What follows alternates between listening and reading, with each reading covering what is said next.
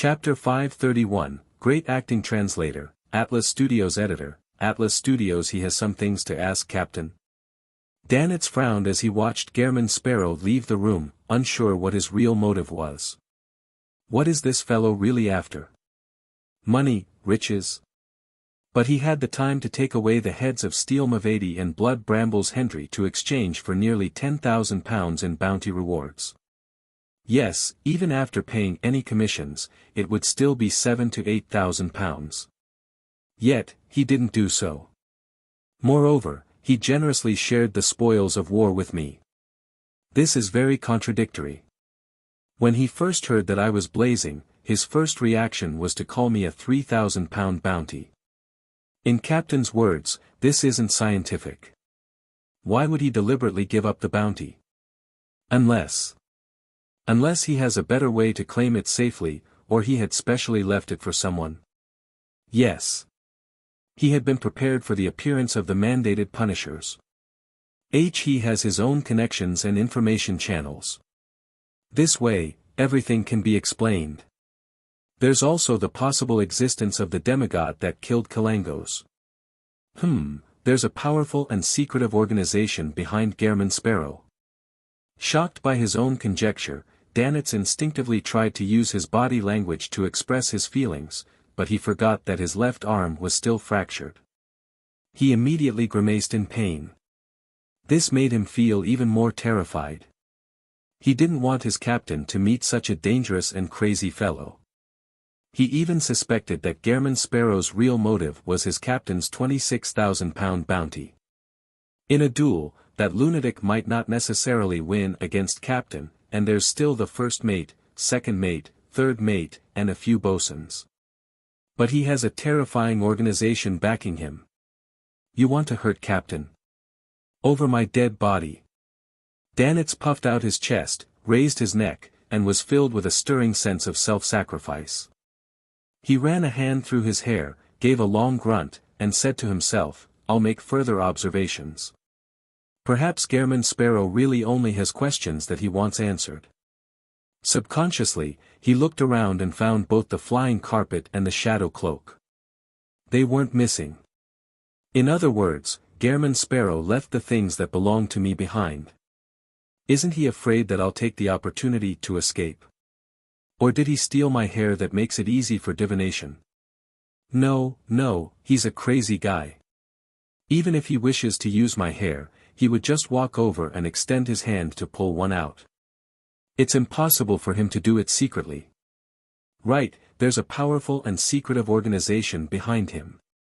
Perhaps, at this moment, there are people from that organization secretly monitoring me.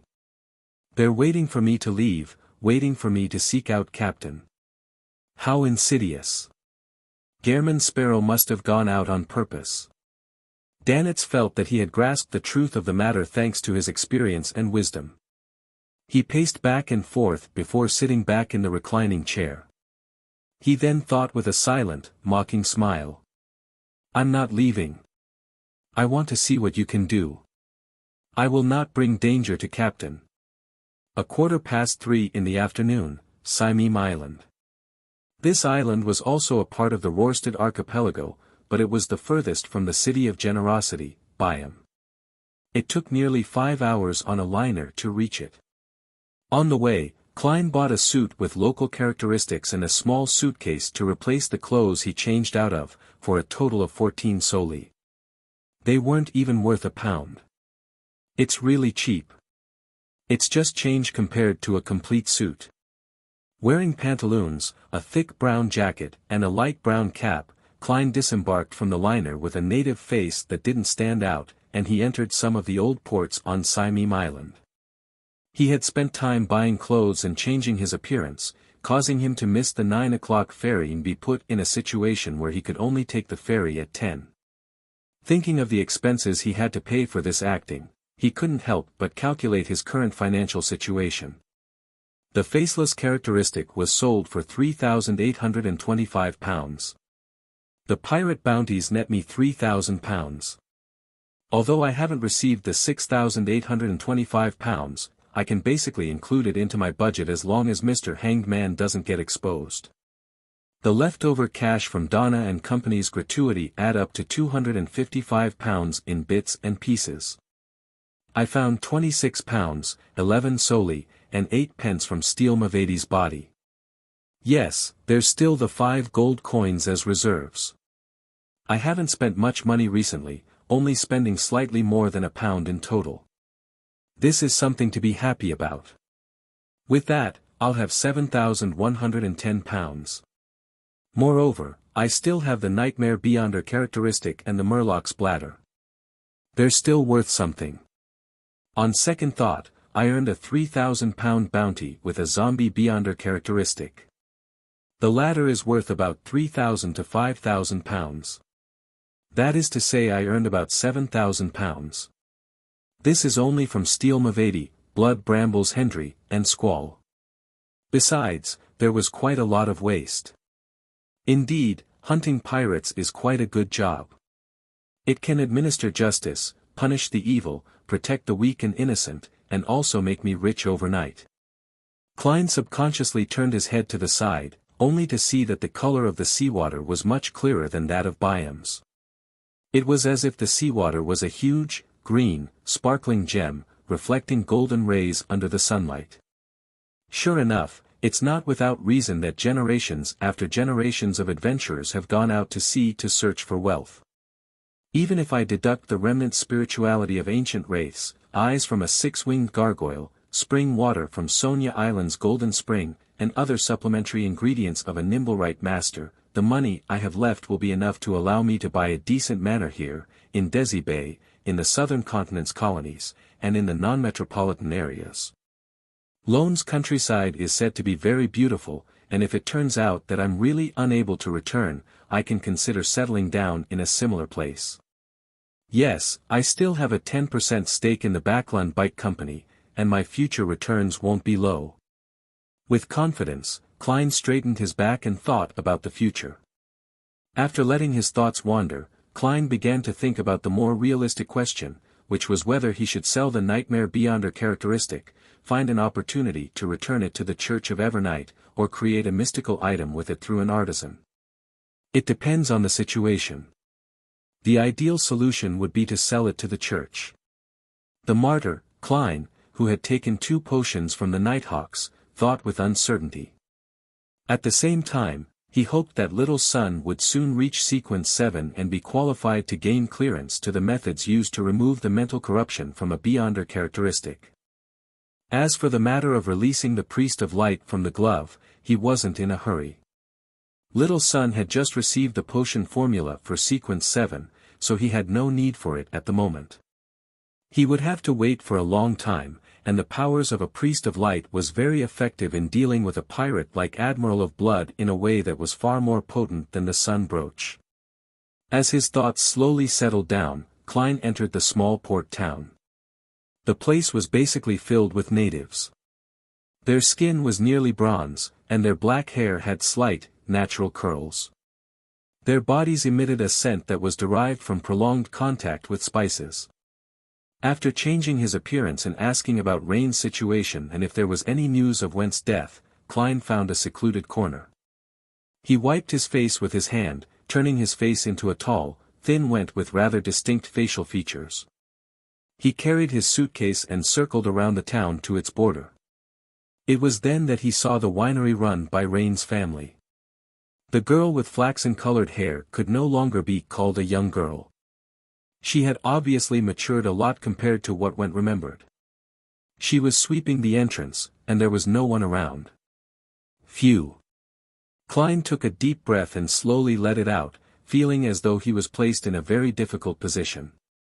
As a powerful keyboard warrior, he knew about theories like method acting and experimental acting, but he lacked further understanding. He could only try to guess at Went's mood and performance in this kind of scenario. Finally, he closed his eyes and walked over. Rain looked up when she heard footsteps, finally identifying the visitor. She opened her mouth slightly and let out a half-surprised exclamation before saying with a straight face, "Why are you suddenly back? Remember, you're just acting." Klein revealed a smile. "I came to bid you farewell." He spoke in a local dialect, with a somewhat nondescript Biam accent. The language of the Rorstad archipelago was also derived from ancient Faesak and belonged to another variant. As a half-historian, Klein was able to master it easily, and it only took him a short time to master it.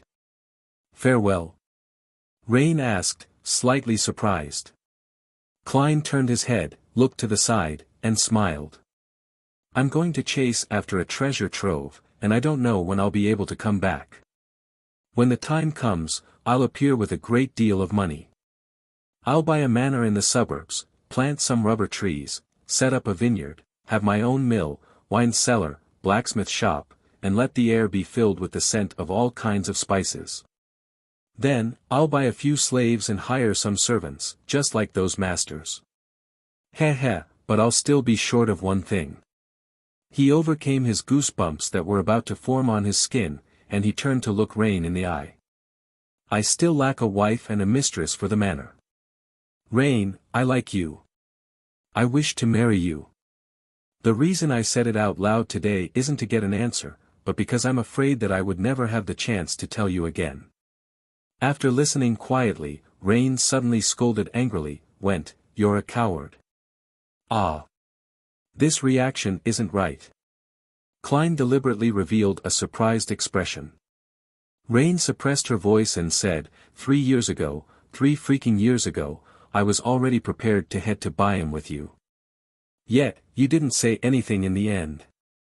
You coward. You chicken. What's the use of telling me now?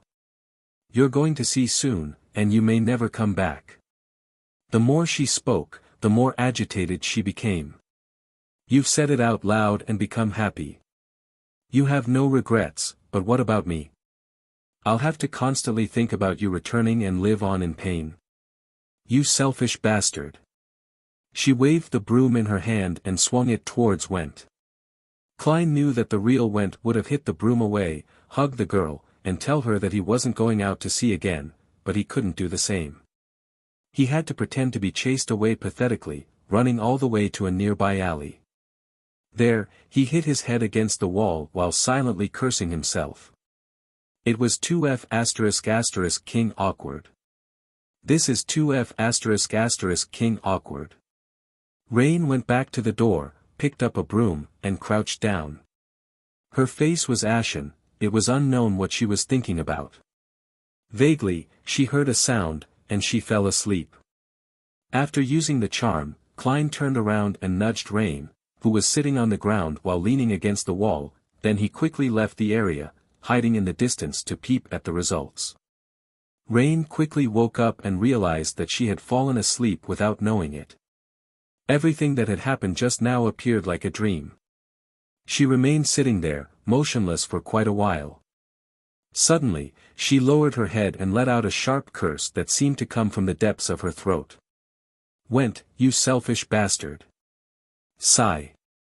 Klein, who felt a tiny sensation of digesting his potion, sighed, changed his appearance, and left the place.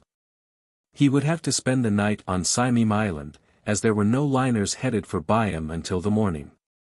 Chapter 532, Lord Caucasian, Translator, Atlas Studios Editor. Atlas Studios. After changing his face and turning into one of the 2 main streets, Klein went straight to the green mailbox and took out a letter he had prepared long ago from his pocket.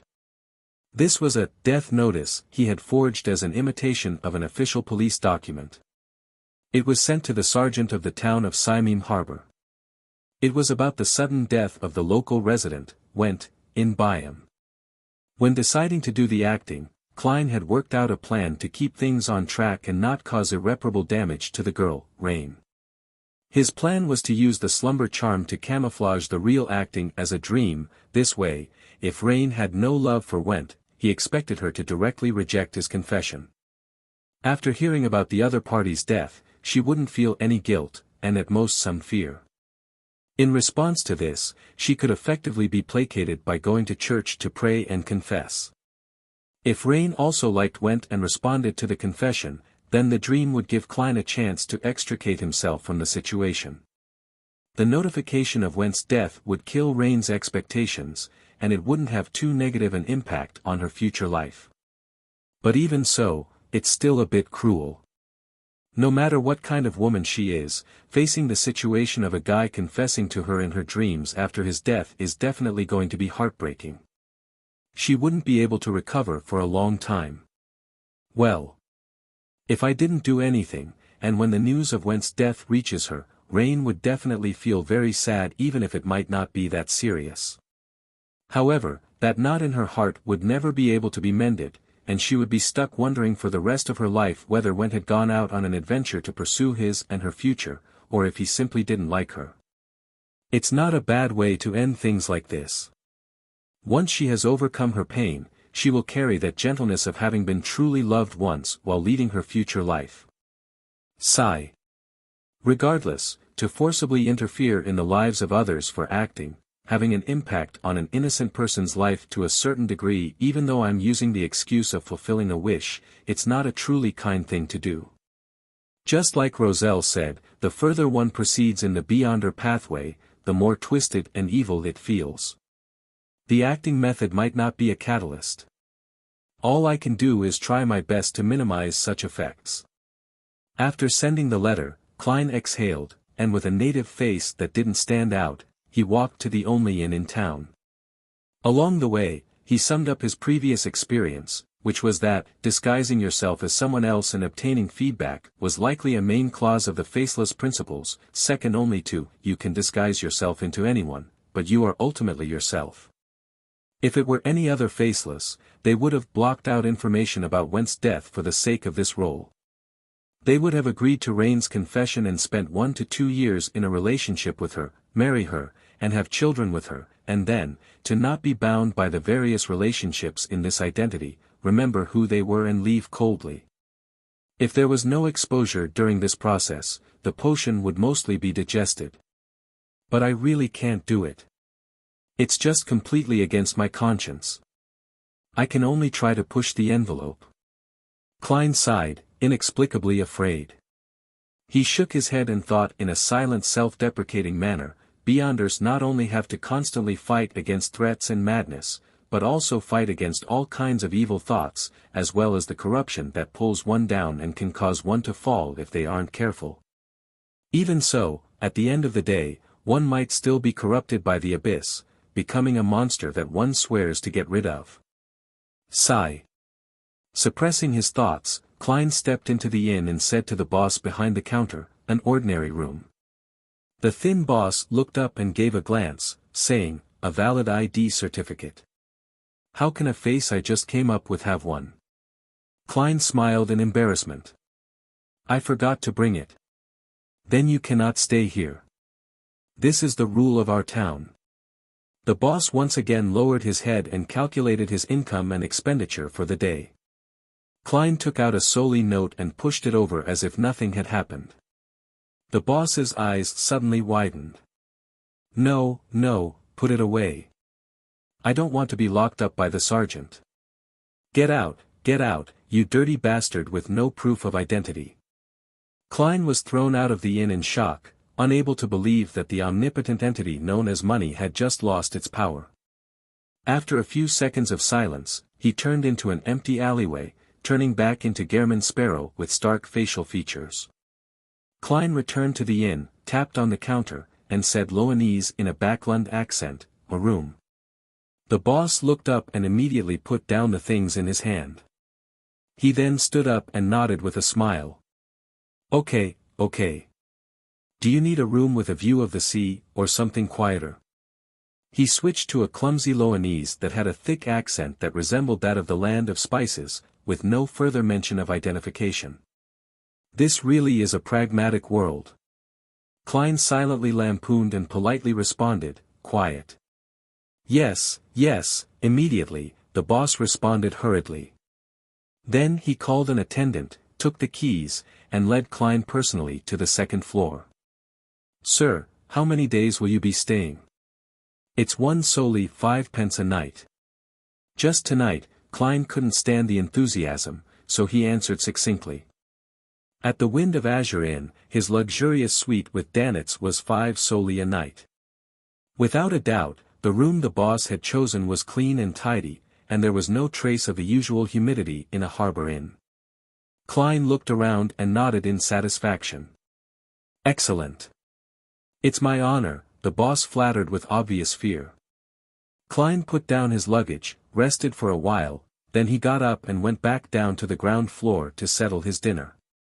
Beside the counter, tables were arranged messily on the first floor. There was a greasy layer on their surface, and a fireplace was burning in the corner, giving off light and heat. The Rorsted archipelago was slightly to the south, and the lowest temperatures in winter was only about 10 degrees Celsius. However, for the locals, this was still cold enough that they needed a fire to warm them up. Klein randomly found a seat and sat down, ordering a local specialty of grilled meat and spiced mushroom soup, with the main dish being potato bread. While he was waiting, he swept his gaze over the customers inside the restaurant. His gaze then instinctively landed on a lady. This lady had a head of simple tied-up black hair and a pair of distinctive greenish-gray eyes. Her appearance was the type that one would never get sick of easily, and the more he looked at her, the more intrigued he became. She was obviously not a native, but she was wearing a man's shirt and a thick tan jacket.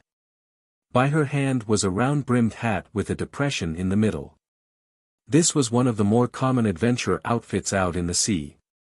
At her table, the three other men were the same, and they clearly appeared to have been exposed to the elements. Klein had never hid his appreciation of beautiful ladies, but his attention wasn't drawn to her by her appearance.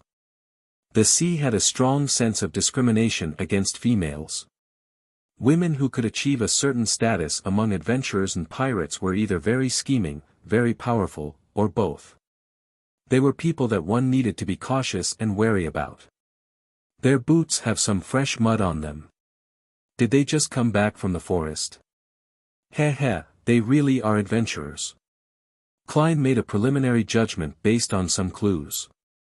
If these four adventurers came by ferry from Byam, even if they had previously stepped on sewage or mud, the traces would have already dried up. Furthermore, as the town hadn't rained in the past 2 days, overall, the roads were quite clean with only some dust. Eliminating the two possibilities, it could only be explained that they had returned from a trip to the woods on the outskirts of the town.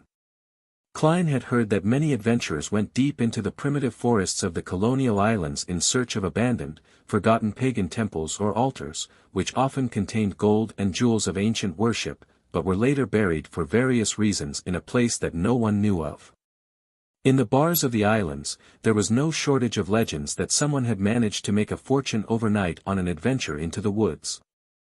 There might be evil spirits lingering in those places. It would be better to hunt pirates, or for one to at least acquire the relevant information in advance. Klein retracted his eyes and concentrated on waiting for the food. The 7 churches classified the various gods believed by the colony's primitive faiths as evil spirits, but Klein believed that some of them were natural spirits. After a while, the specialty grilled meat was served. It had been sliced into many smaller pieces and strung onto a wooden stick. The surface was smeared with a reddish-brown sauce. The fragrance was rich and the color was alluring. It looks a little like the kebabs from my previous life. In Lone, they're usually roasted as huge chunks of meat. Only after the meat is roasted would the chef slice up the meat. The method used here makes the flavors infuse the meat better. Klein picked up the wooden stick and bit down on a piece of meat. He felt the meat's juice slightly overflow, and there was a hint of sweetness in the salty fragrance. It's my type. He nodded in satisfaction. Klein enjoyed the meal and even tasted the local Gurney sap, a special beverage, like lemonade with sugar and milk. He went back to his room. Because he had been hunting the night before, he hadn't slept at all. He washed up early, put out the fireplace, and got into bed. Sleeping too early meant one problem: he would wake up in the middle of the night to pee. Klein's dream was interrupted. He opened his eyes and slowly accumulated the courage to lift his quilt. In the middle of the night, Simeon was about 8 to 9 degrees Celsius, and it was enough to make it feel sufficiently cold. After lying still for a while, Klein stretched out his arm and silently withdrew it. He contemplated for a few seconds before reaching out his hand again and picking up the sun brooch from his bedside table.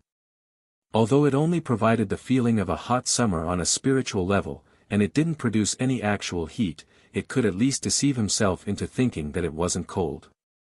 Klein got out of bed and headed for the washroom.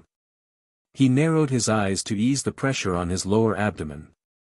When he was done, he pulled up his pants and was about to wash his hands when his spiritual perception was triggered. Klein frowned slightly and looked up at the vent in the bathroom. Suddenly, something black and slippery dropped and hung there.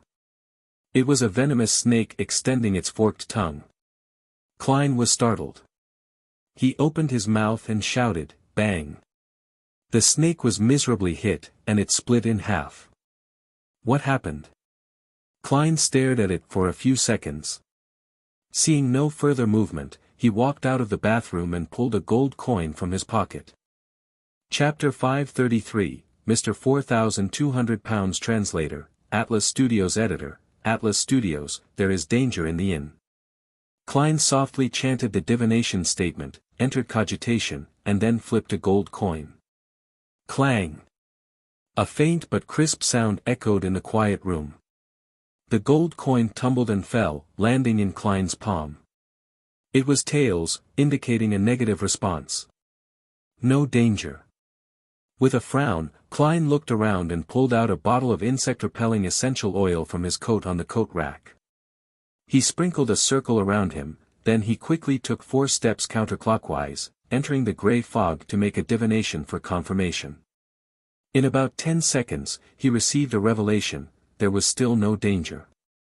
Returning to the real world, Klein shook his head, put the gold coin and bottle back, wore his coat, trousers, and boots before sitting at the edge of his bed, leaning back against the pillow as he placed great caution on this turn of events. He still remembered his seer principles, especially the one about divination is not all-powerful, so even if the answers he received indicated it was safe, he didn't dare to relax and return to his slumber. This isn't to say that he didn't believe in the grey fog's ability to shield him from interference, but rather that there were too many possibilities. His divination statement might not be accurate enough to cover them all, resulting in his misinterpretation. He already had a guess about what had just happened. It was that the 4 adventurers in the restaurant had indeed found the abandoned and forgotten ancient temple in the primitive forest on Simeem Island. They had obtained wealth or cultural relics, but they had also stirred the barely surviving evil spirits, causing them to be plagued by evil thoughts and curses. Time ticked by, and Klein suddenly felt a subtle spirituality fluctuation spread out from the room and quickly blend into the surrounding darkness. The hidden flow that he had barely sensed vanished, and the tranquility of the night returned. As expected. It's a result of beyonder powers. It was solved just like that. I'll just wait a little longer. It would be dawn in an hour or 2 anyway. Even if there really is a problem, this place has a cathedral and a mandated Punishers team. Klein half closed his eyes and began to engage in cogitation. Byam, Amiris Leaf Bar. Danitz, determined to hoodwink any monitoring, carried a cup of Lanty-proof and drunkenly watched as the girls on the boxing ring danced a hot, sexy dance. Dogs hit. It's been so long since they've lost a single piece of clothing. He shouted with the other drunks. Then, ignoring whether they received any response, they laughed out loud, clinked glasses, and drank. Have you read the newspapers? A man who was fooling around in the bar late at night burped and said to his companions. Did your brain get eaten by a donkey? Do you think that I can read those twisting and turning letters of the alphabet? Holy Lord of Storms, I'm only interested in this kind of twisting and turning. Ha ha ha. His companion raised his glass and pointed at the dancers, laughing at what he thought was a humorous answer. The man who had spoken earlier smacked the back of his head. Steele is dead. He was killed by blazing. The nearby Danitz was stunned for a moment, then he sat up, turning his head slightly. He cleared his throat and took a sip of the liquor, acting as if nothing had happened, but he secretly inched closer to hear what the others had to say about the matter. The adventurer and part-time pirate who had brought him into the trade had once said that life at sea would have been meaningless without liquor, women, and boasting. Steel. What steel? Let me tell you, when I was young, I once defeated a steel pipe, another drunkard interrupted. What did you do to the steel pipe? Should I say something like, whoa, yours sure is thin? The first man to speak revealed a knowing smile. He didn't wait for a reply as he continued, Steel Mavady is dead. The second mate of Admiral of Blood is dead. The last half of his words came out in a low growl. It frightened one of the fellows who was already wavering to slip to the bottom of the table as he raved in horror, it wasn't me, I didn't do it, dogs hit. A bar is always so chaotic. Hurry up and get to the point. I'm waiting for you to praise Lord Blazing. The disguised Danitz couldn't wait to smash the cup of alcohol in his hand at the group. The papers mentioned that it was jointly done by the Navy and the Church. Steel is dead, Blood Brambles is dead. Even Calm Squall is dead. John Smith and that bunch of assholes have been caught as well. A drunk who was still a little lucid came over and joined in on the conversation. No, no, no. That's not the truth. The man who raised the topic first shook his head with a smile. I have a friend working at the news agency. He told me that he has verifiable intel that cannot be published. The Navy and the Church were only used. The true murderer is Blazing Danitz and a mysterious, experienced, and powerful adventurer, a bounty hunter. Impossible. There's absolutely no way Blazing Danitz can defeat Steel. Even if it's a sneak attack, there's no way he can finish Steel. A few drinkers shared similar viewpoints. The crux is that powerful adventurer. I suspect he's an adventurer nearing the rank of a pirate admiral, the man who had started the conversation emphasized. I've no idea how Danitz got to know that guy. Heh, he contributed in the matter. Apparently, Blood Brambles was finished off by him. Didn't you notice? Blazing's bounty has increased to 4,200 pounds. That's right. Really? Blazing sure isn't simple. What a fierce pirate, no, a great pirate. Great pirates. I really couldn't tell the last time I drank with him. Hooey. You son of a bitch, when did I ever drink with you? I don't even know you. Amidst the exclamations, Danitz thought in delight. 4,200 pounds. If those fellows were to know, they would definitely get up at night to wipe the deck in envy. Ha ha ha, I can now be said to be the strongest bosun on the Golden Dream. At this moment, Danitz wished he could fly back to the ship and drink and brag with fellows like Iron Skin and Beryl, telling them all about the thrilling events in Bansi Harbor, how he had defeated the fallen bishop, how he had cleverly escaped from the ambush of Steel and the others, how he had set up a trap to finish off all his enemies, and how he would never be able to play the card game of life ever again. Unfortunately, for the sake of Captain, I still have to continue to be the servant of Gehrman Sparrow, that madman. Sigh, I'm already a great 4,200-pound pirate. Danitz sighed, allowing himself to continue to be paralyzed by the alcohol. As the Storm Cathedral's bells rang, the orange sun rose in the sky. The surroundings were still so quiet that only the sound of water could be heard. Without encountering anything abnormal, Klein exhaled in relief and took off his clothes, returned to bed, and made up for his lack of sleep by sleeping for another 2 more hours. His considerable spirituality allowed him to wake up at the scheduled time of 8:30 a.m. He washed up slowly, changed his clothes, and went to the first floor to buy a loaf of bread with cooked chestnuts and a glass of gurney sap. He ate as he walked to the dock. Since he had already bought his return tickets for the 9 o'clock liner, Klein kept watch of the time and prepared to board the ship. At that moment, he saw the lady with the greenish-gray eyes, as well as the 3 male adventurers from her team. They were buying tickets at the ticket office. The liner is about to leave. They definitely wouldn't be able to make it in time for the 9 o'clock trip. I wonder what they obtained from the abandoned temple, but last night they attracted an existence similar to an evil spirit. Please don't let anything unexpected happen when they ride on the liner. Klein used his body to block the adventurer's line of sight, took out a gold coin, and made a divination. His revelation was that the later liner wouldn't be in danger. Klein hesitated for 2 seconds, looked at the passengers waiting for the 10 o'clock liner near the ticket office, rubbed his fingers together in silence, and lit the ticket in his palm. He went back to the ticket office as if nothing had happened and bought the 10 o'clock liner ticket for 4 soldi. Then, he went to the washroom at the docks, went above the grey fog, and quickly divined his worries. He knew very well that if the results showed that there were great dangers, he wouldn't take the risk of boarding the ship. Instead, he would find a way to prevent the ship from sailing and destroy it, if necessary, to prevent any innocents from dying. If the revelation was the same as the divination from before, he would ride it normally while keeping a lookout for any accidents. In the end, he still received a negative answer. Klein was relieved and returned to the real world. He adjusted the position of the Murloc's bladder for quick access. If an accident really happened, this Beyonder ingredient would become quite important in the vast ocean. This Beyonder ingredient could also be used in a rudimentary, simple manner, just like the all-black eye which had been contaminated by the true creator. 10 o'clock sharp. Klein, in his Gehrman Sparrow appearance, picked up his suitcase, followed the adventurers, and boarded the liner.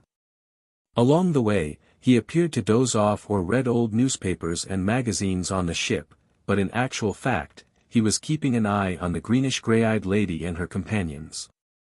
This wariness continued all the way to the port of Byam, but no accidents occurred in the middle. Did they resolve all the problems? What did they actually get? Klein stopped by the side of the road, bought the latest newspaper from a newsboy, and watched the 4 adventurers from the corner of his eye until they disappeared. Phew. Klein decided to not think about it anymore.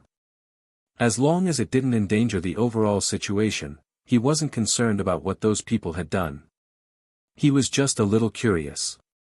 He picked up his suitcase, leafing through the papers as he walked down Acid Lemon Street like an ordinary passerby. Suddenly, with a chuckle, he said to himself, the bounty for Danitz has risen to £4,200. If things continued like this, he suspected whether he could resist the urge of sending the fellow to the Governor-General's office. Walking back to the Wind of Azure Inn, Klein heard undulated snores that were slowly reaching a crescendo before he even took out his keys. He didn't escape. Klein was slightly surprised, but he wasn't too surprised either. He had previously tampered with Shadow Cloak, so as long as Danitz left, he could use divination methods to track him down and find the Vice Admiral Iceberg. Although he's timid, he's still cautious. Klein opened the door and entered, looking at Danitz, who awoke with a start. He grinned a little. Congratulations, Mr. £4,200. Danitz was instantly wide awake, wanting to laugh dryly in response, but he couldn't. At this moment, he felt that his life might be in danger. Chapter 534, A Dream Lesson Translator, Atlas Studios Editor, Atlas Studios. Danitz's worries didn't come true. Klein gave him a look and went into the bedroom to rest. During the 5 hours he spent on the liner, he had always been in a highly tense state. He had also been alarmed last night and didn't sleep well as a result. At this moment, he couldn't help but feel exhausted. With a thud, Klein closed the bedroom door. Phew. He scared me to death. Danitz relaxed and slumped into the reclining chair. The scene of him turning into gold pounds had surfaced in his mind a moment ago. He found it difficult to stop having these scenes appear one after another in his mind. After a moment of silence, Danitz, who had been hanging around the bar until dawn, fell asleep again without realizing it. He dreamed that the captain had arrived to save him, but she had failed. Instead, she got caught by Gehrman Sparrow and ended up becoming a maidservant for this crazy adventurer. Just as Danitz was outraged and unable to resist, he suddenly saw the blurry scene around him turn clear just as he was about to wake up. The scene froze on the luxurious suite of the Wind of Azure Inn. Knock. Knock. Knock. Danitz heard a slow, soothing knock on the door. Wasn't I dreaming? With this question in mind, Danitz walked over to the door and turned the handle. As the crack in the door widened, he saw a familiar figure. She was a beautiful lady, with a face shaped like a goose egg, a high nose bridge, thin lips, and a pair of pale blue eyes that resembled clear spring water. Her long brown hair parted in the middle, tied in a simple but delicate knot at the back of her head as they flowed down. She didn't wear a hat, only wearing a beige coat which was tight at the waist. Her collar was covered with palm-sized flowers woven from white lace. Matching her coat was a dark-colored skirt which reached her knees. The pleats of her skirt were connected, looking slightly fluffy. On her feet were a pair of leather boots that shared the same color as her hair. "Captain!" Danitz cried out in alarm. He hurriedly snapped out of his reverie, turned around and faced Gehrman Sparrow's bedroom while taking a defensive stance. "Be careful. Run. A lunatic is looking for you. He has a terrifying organization backing him." As the feeling of self-sacrifice welled up in him, Danitz heard his captain calmly say, "This is a dream." "Dream? Yeah, I'm dreaming, what's there to be afraid of?" Danitz glanced left and right, folded his arms, turned around, and said, "Captain, you simulated the powers of a nightmare? That can't be right, you were near Sonia Island just last week. The largest island in this region of the Sonia Sea, which was also the origin of its name. It was almost like a small continent.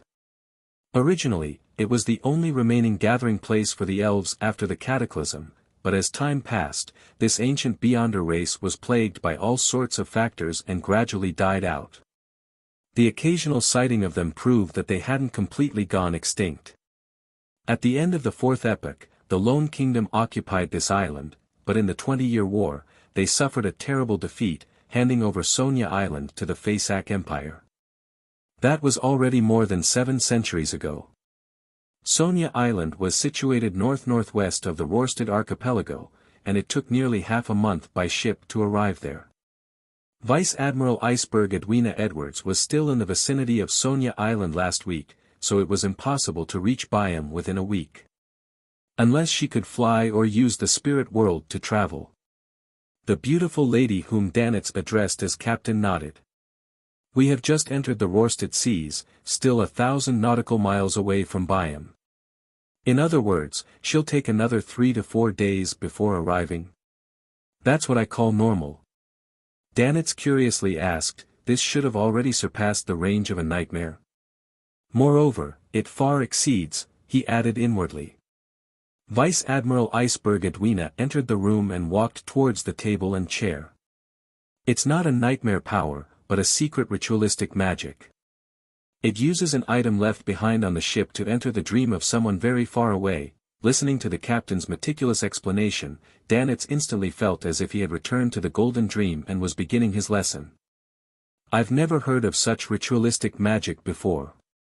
"Yes, Captain has mastered many strange and rare magic and witchcraft. No one can tell how much knowledge she possesses. She seems to have mentioned that her sequence name is Mysticism Magister.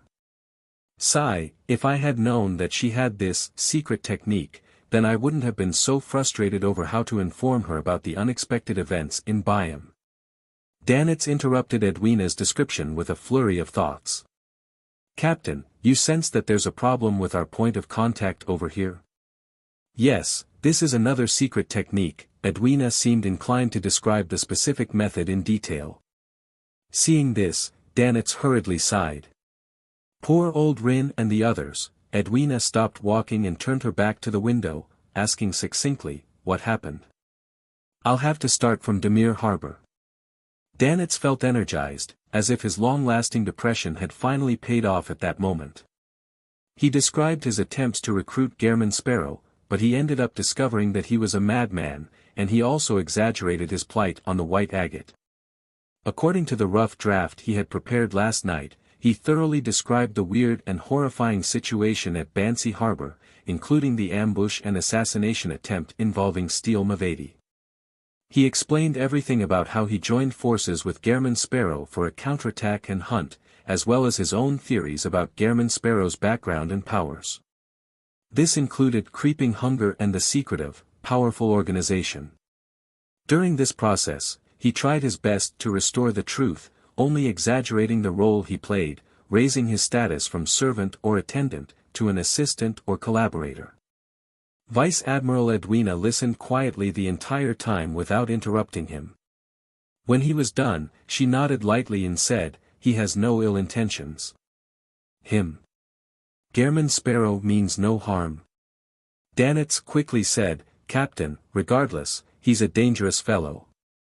"Are you sure he means no harm?" "I can't be sure," Edwina replied very calmly. "Then why were you?" Danitz took a silent breath, sensing the similarity between his captain and Gehrman Sparrow. They were people who he couldn't engage in a conversation with. Vice Admiral Iceberg Edwina said with a straight face, "That's just my speculation and judgment." Danitz rubbed his temples with his right hand. "Anyway, he's dangerous. There's a secret organization backing him, and I've no idea about the situation of the organization.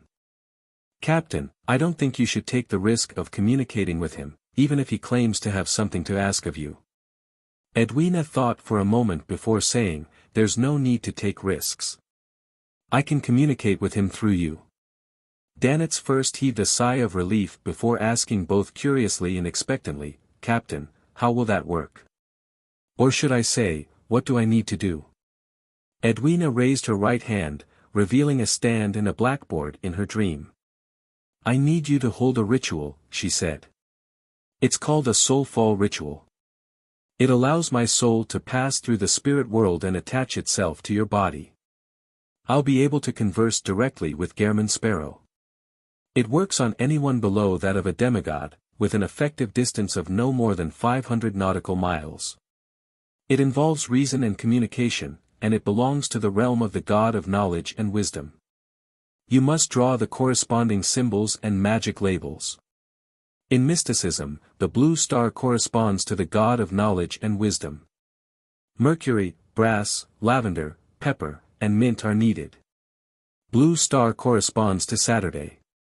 The time of the blue star is from midnight to 1 on Friday, and 11 to 12 noon on Saturday, Edwina explained as she wrote the key points to remember on the blackboard, and Danitz instinctively sat down and assumed a listening posture.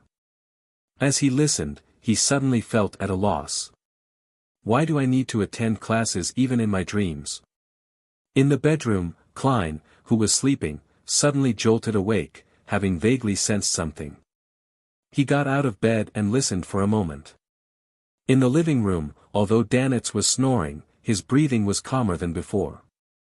It wasn't too strange, but it was sufficiently unusual for an experienced senior expert in mysticism like Klein, who had been through a lot. He softly walked to the door that separated the bedroom from the living room, reached for the handle, and slowly turned it. Without a sound, Klein walked out of the bedroom and saw Danitz lying in a reclining chair, fast asleep. Everything around him appeared normal. Klein quietly activated his spirit vision and checked blazing, but he didn't find anything amiss. Whether it was the color of his aura or the changes in his mood, there was nothing abnormal about him, all within a reasonable range. After watching for a while, Klein frowned and took out a silver charm. Dream charm. In the dream, Danitz was learning the soul fall ritual with a bitter expression. He had no doubt that the captain in front of him was genuine. No one can fake such a style and hobby. At that moment, he heard the sound of the lock turning. Subconsciously, Danitz looked towards the bedroom, where the crack in the door was widening, and Gehrman Sparrow, who was wearing only a white shirt, walked out expressionlessly. "You! How did you appear here?" Danitz shot to his feet, blurting out in shock. He quickly snapped to his senses and stammered, "This is my dream. How is Gehrman Sparrow appearing so easily?" With one hand in the pocket of his dark trousers, Klein walked toward the woman who had her back to the window and said in a low voice, "A charm." Then, looking directly at the woman, he asked almost with certainty, "Edwina Edwards?"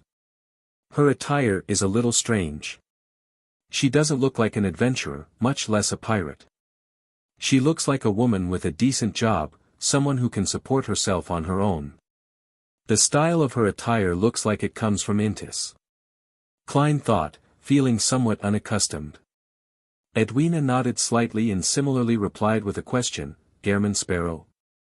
Yes, good afternoon, ma'am. Klein smiled slightly, pressed his hand to his chest, and bowed. Edwina nodded and replied, good afternoon. Klein, who was maintaining his persona, stopped talking, waiting for the other side to take the initiative to ask him about his purpose. He looked at Edwina. Edwina looked at him. There was a sudden silence in the dream for several minutes. From time to time, Danitz looked to the right and to the left, having a baffling feeling that perhaps all of this might really be a dream. Chapter 535, Fond of Teaching Translator, Atlas Studios Editor. Atlas Studios unable to tolerate the situation, Danitz decided to do something about the situation. He coughed twice and faced Vice Admiral Iceberg Edwina Edwards and said, Captain, Mr. Gairman Sparrow has some questions for you. Phew. Klein let out a sigh of relief. If this stare down continued, he felt as though his persona would collapse. Edwina gently nodded her head, looked at Klein, and said, Mr. Sparrow, have you received education? What kind of question is this? Klein's expression didn't change as he indifferently replied, University graduate. Ah. Danitz looked at Gairman Sparrow in surprise, unable to believe the fact that this crazy adventurer and bounty hunter had actually gone to university and even graduated. He had no way of putting a university, a hallmark of wisdom, with that of Gairman Sparrow together.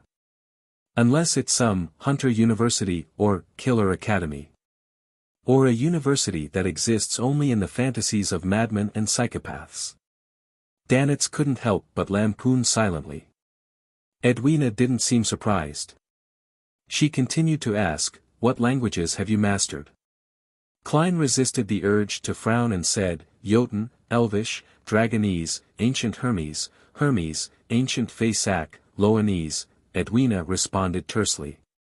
Do you understand the other domains in mysticism? Feeling adrift for a moment, Klein felt like he had returned to his previous life's elementary school days. Due to his age handicap, he had been asked a series of questions by a teacher, such as how many Chinese characters he had mastered, if he had mastered the 4 arithmetic operations, whether he knew the English alphabet, and how many Tang Dynasty poems he could recite. Calm down. You're Gairman Sparrow now. Klein once again said without emotion, adept. Edwina thought for 2 seconds and then explained in an unhurried manner, I have to combine your standard of knowledge with how I would answer the question so that you can understand the answers more easily. This.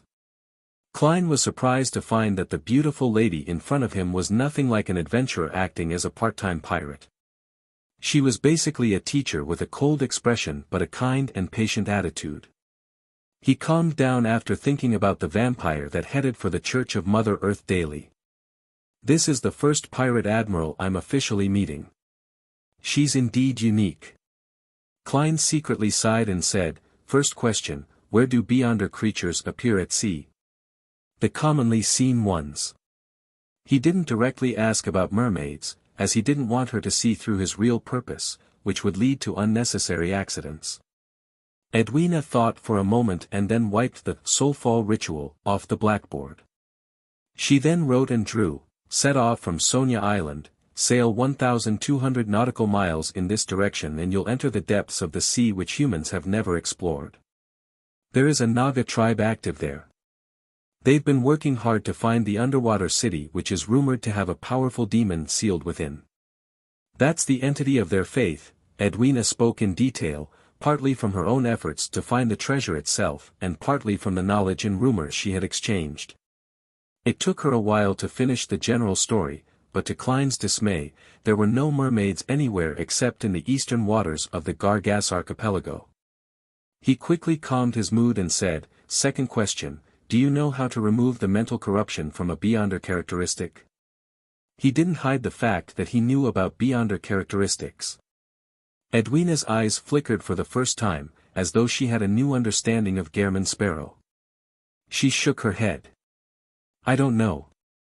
However, I once imagined that it's possible by borrowing the power of an external force and completely crushing the corrupted beyonder characteristic to reduce it to the smallest specks of light.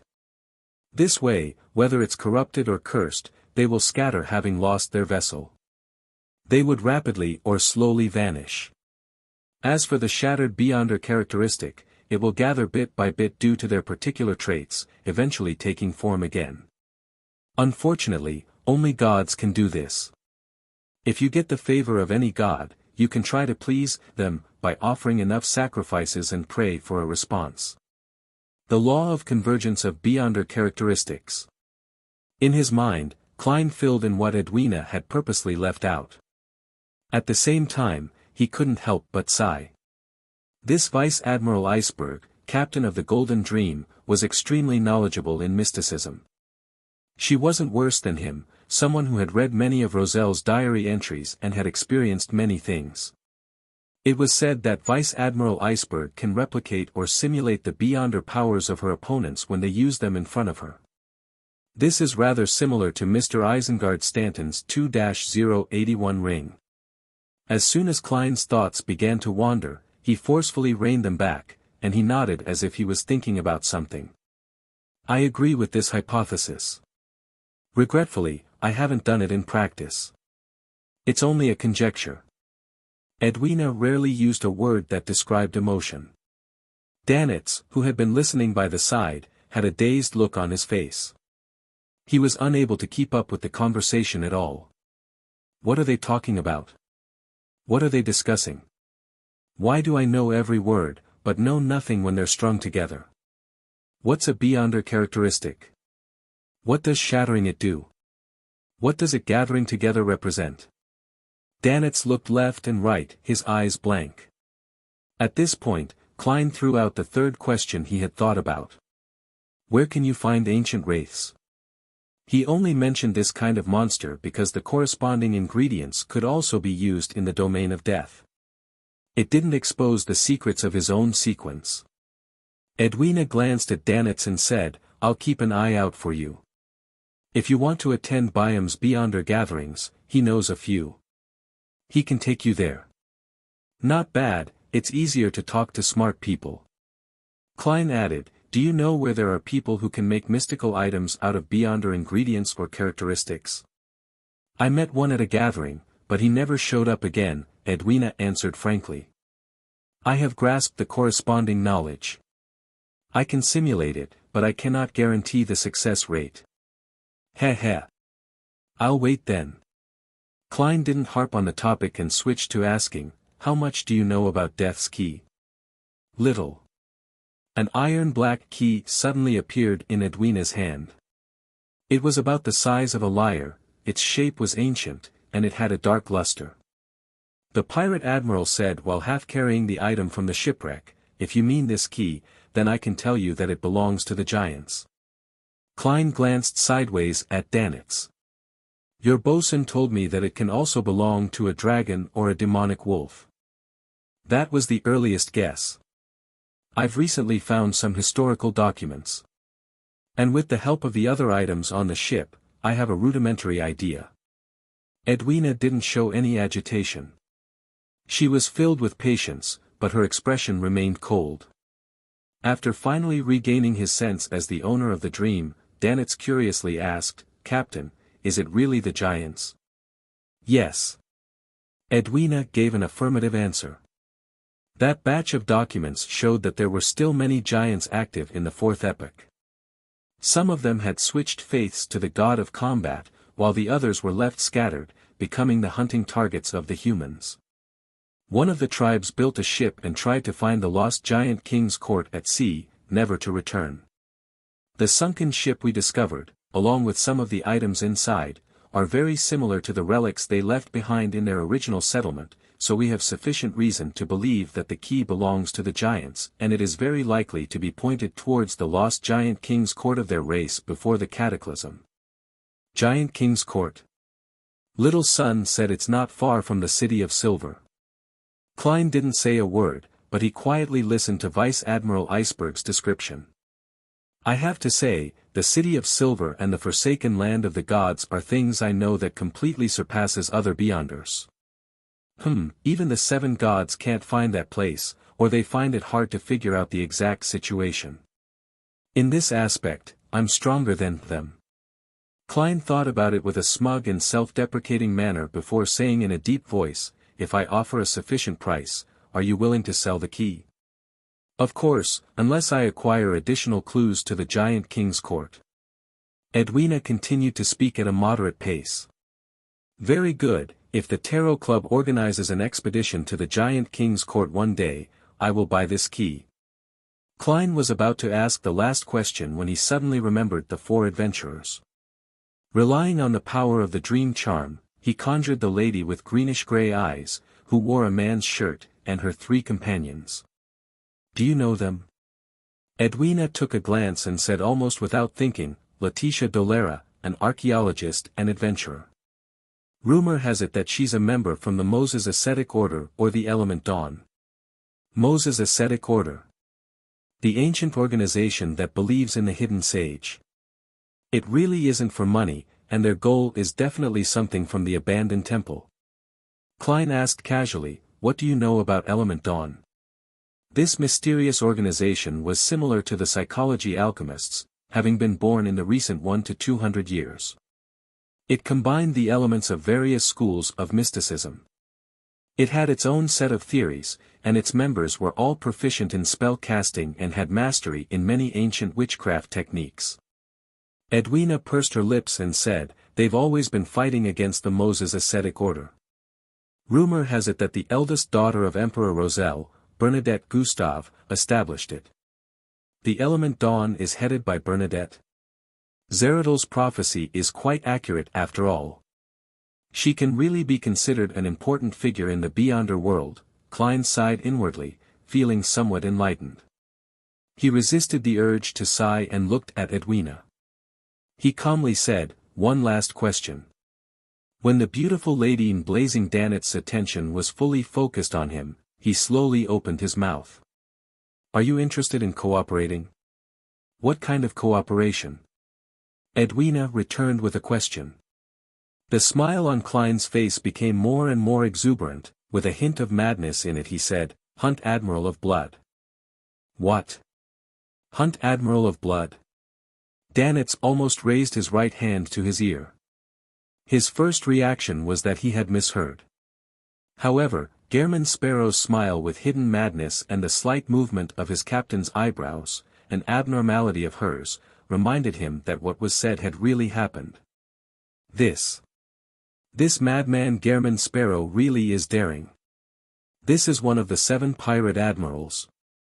They aren't people that a character like Steel Mavedi can be compared with. Danitz's pupils shrank, his heart on the brink of roaring. Putting aside the fact that Admiral of Blood Seigneur's own might, just the pirates underneath him are intimidating enough. His first mate, third mate, and the captains of each ship are all capable of independently leading a large pirate crew. There are still many of the crew which Steel Mavedi had brought to Byam with him in the Blood Pirate crew. When Vice Admiral Hurricane Kalangos died silently like a wild dog in Backlund, it was mainly because he wasn't with his pirate crew. However, Admiral of Blood Seigneur is different. He seldom leaves his flagship and rarely leaves the company of his men. Even if the focus is placed back on Seigneur's strength, it would still be extremely terrifying. He's mysterious, bizarre, and is one of the few powerhouses at the sea who is second only to the 4 kings. Even Captain might not dare to claim to be his superior. A madman's guts really does exceed my imagination. No, he doesn't know the meaning of fear at all. The death and replacement of a pirate admiral will definitely be a great shock to the 5 seas. One thought after another flashed through Danitz's mind, but in the end, he strangely calmed down. It was because he recalled that Gehrman Sparrow was a powerhouse at the level of the 7 admirals, and there might be a hidden, terrifying organization backing him. Edwina said after a few seconds of silence, do you know of the Rose School of Thought? Not only do I know them, I've also killed their people and taken their mystical items. Wait a minute, why do I have to describe myself as a bad guy? Klein converged his smile and said in an unperturbed manner, I've hunted their members. Edwina fell silent again. Next to her, Danitz once again had various thoughts. What are they talking about? What's the Rose School of Thought? Where am I? Whose dream is this? After a short moment of silence, Edwina said, after the huge battle with Vice Admiral Dusk's pirate crew, Senor's crew vanished. At present, no one knows where they are. One will have to wait patiently. Is this an agreement? Klein once again revealed a smile. I do not lack patience. How can I contact you? Edwina turned her head to look at Danitz. He knows how. Me? Soulfall ritual? Wait a minute, Captain, you mean I have to follow this madman, Gehrman Sparrow, during this period of time? No. Who knows when this fellow will go crazy? With a start, Danitz quickly opened his mouth and said, Captain, I've already left the Golden Dream for too long. I've missed too many lessons. I can't wait to return. He tried his hardest to show his sincerity in his eyes, filling them with the desire for knowledge. I believe we can switch to someone else, like Iron Skin and Beryl. Before he finished his sentence, Edwina suddenly raised her right hand and pressed it against her ear. She looked slightly to the side and said without expression, What did you say? I couldn't hear it. Roselle's dream spell is reaching its limits. The pirate admiral's skirt fluttered slightly as she took a step back before her figure quickly turned faint, reducing into points of fragmented light.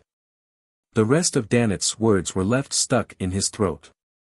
He stretched out his right hand in an attempt to grasp something, but he ended up weakly drooping down. Roselle's dream spell. The Emperor's presence in the field of mysticism is also quite formidable. The full name of the Vice Admiral Iceberg is Edwina Edwards. Edwards. Isn't this the surname of one of the Emperor's 4 horsemen of the apocalypse? A descendant?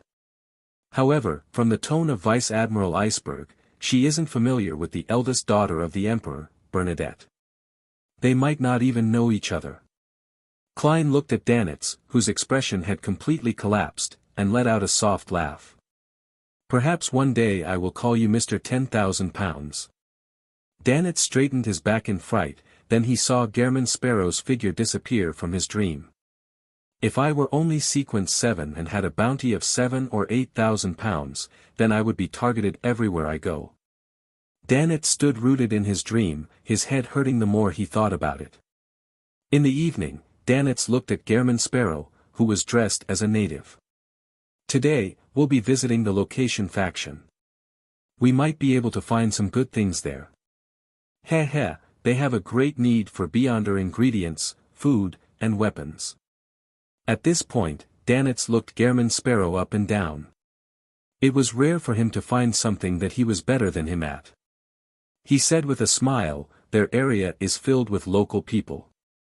There aren't even many people with mixed blood. If there's even the slightest signs of an abnormality in their clothing, you will be discovered.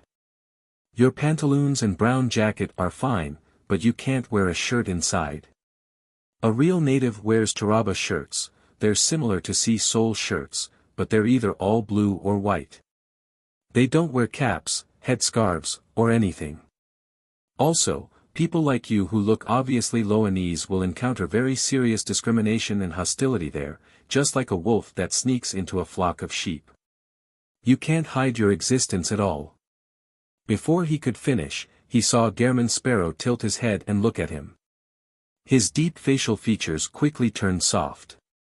His fair skin was instantly stained with the color of bronze. In just a snap, he had become an undeniable native that didn't stand out in any way. After a few seconds of silence, Danitz laughed dryly as if nothing had happened. Me too. I have to disguise myself. Your disguise? Heh. Klein took off his cap and sat down. What local faction? It actually trades Beyonder ingredients, food, and weapons. Ahem, to put it simply, ahem, the resistance. Danitz suddenly wasn't sure if Gehrman Sparrow had any connections with the loan officials. Klein was startled for a second. Resistance? Danitz smiled awkwardly and said, people who clamor for independence and for natives to administer their local affairs.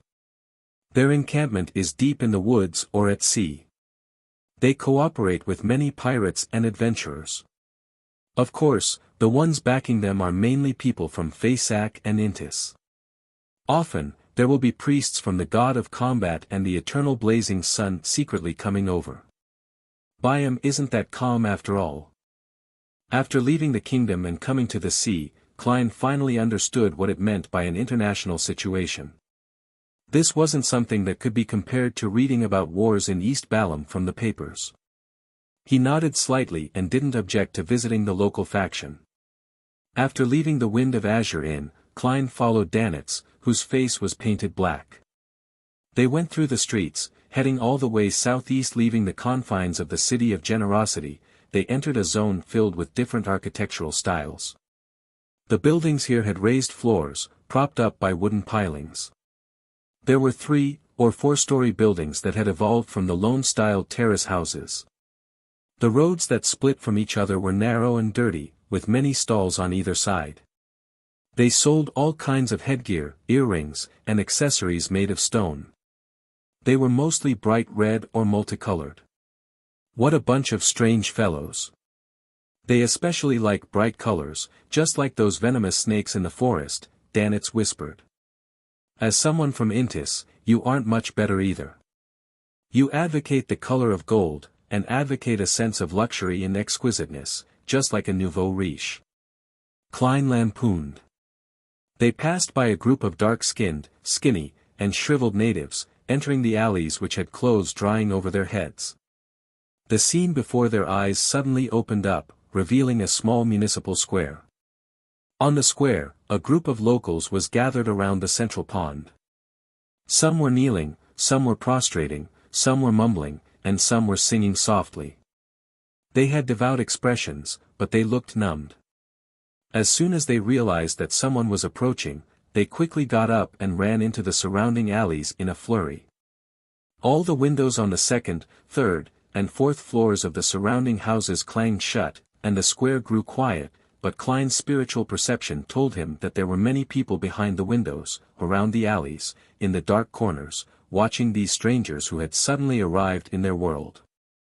Danitz lowered his head and said in a suppressed voice, "Don't worry, this is their way of protecting themselves." Oh. Klein expressed his doubts. Danitz let out a chuckle. Before this place was completely colonized, the natives on the Rorstad archipelago always believed in sea god Calvetua. They believed that this deity who appears in the form of a gigantic sea serpent would protect all the islands here, preventing them from being devoured by earthquakes or tsunamis. Now that this belief has been outlawed, the Church of the Lord of Storms has been constantly fighting against the heretics. Even the Church of Evernight and the Church of Steam and Machinery are unable to expand their influence here, and there are only a few cathedrals. But in fact, how can the faith that has been in place for centuries, if not a millennium, be so easily eradicated? There are still plenty of believers of the sea god in Byam, Blue Mountain Island, and the Rorstad Sea.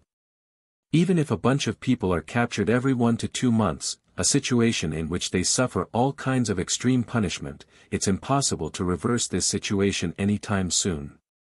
The Resistance's main pillar of support are the believers of the sea god. In my opinion, it will take at least another 100 years before the faith of the sea god will be completely eradicated. Of course, that's under the premise that there aren't any other disruptive elements. Sea god Calvetua. Its image is of a gigantic sea serpent. As Klein listened thoughtfully, he followed Danitz into a 4-story house on the right. He went to the top floor via a narrow staircase. Knock. Knock. Knock. Danitz knocked on the door to his left. "Who is it?" someone asked in a low voice. Danitz replied with a chuckle, "A friend who brings wine and barbecue." "Where from?" the person inside asked a strange question. Danitz stepped back. "At sea." Creak. The door slowly opened and Klein saw a naked arm. The arm was tattooed with a blue, hideous sea serpent. Behind the door was a bare-chested man with a hideous blue sea serpent tattooed on his arm and short streaks of red paint painted on the sides of his cheeks, chest, and abdomen, each group formed out of 3 streaks. Really exotic. However, aren't you afraid of being too conspicuous? Aren't you afraid of being caught by the police while you're outside? You're part of the resistance that engages in secret operations. Klein was about to retract his gaze when he was almost forced to frown by the man's thick, messy eyebrows and cold-blooded eyes. He has killed many people. Klein made a rough judgment based on his spiritual intuition.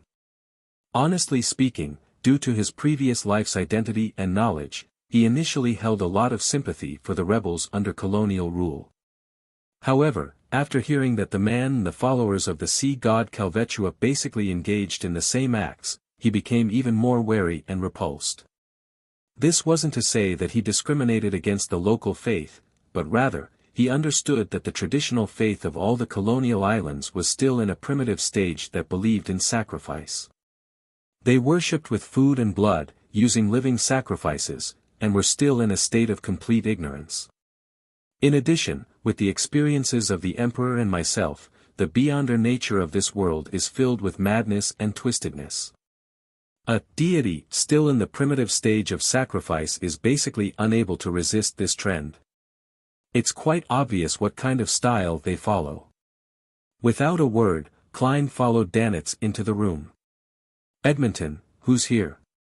A mild voice sounded from the area near the windows. The tattooed man closed the door and said, "They've disguised themselves." At that moment, Klein had taken a good look at the situation in the room and gained a basic understanding of it. The living room wasn't very large. A cupboard, a table, and a few chairs were enough to make it look cramped. To the right were 2 doors leading to what appeared to be a bedroom, to the left was a kitchen separated by a cabinet. As for the washroom, there was no doubt that there wasn't one. When Klein went upstairs, he discovered that there was a common washroom at the corner of each flight of stairs. The stench of them not being washed for extended periods of time urged any passers-by to walk up faster. Directly in front of him was a window. 2 bamboo poles hung out and were used to hang a lot of clothes to dry. There were 4 or 5 men sitting or standing in the bedroom's doorway and the living room. All of them were dark-skinned natives with slightly curly hair. They wore dark blue charaba shirts and more or less had red paint on their bare skin, and as for the sea serpent tattoo, Klein couldn't tell if it was there or not because of the clothing. Some of them had revolvers at their waists, some carrying brownish-red hunting rifles. Some even carried gray steel backpacks and long, thick high-pressure steam rifles.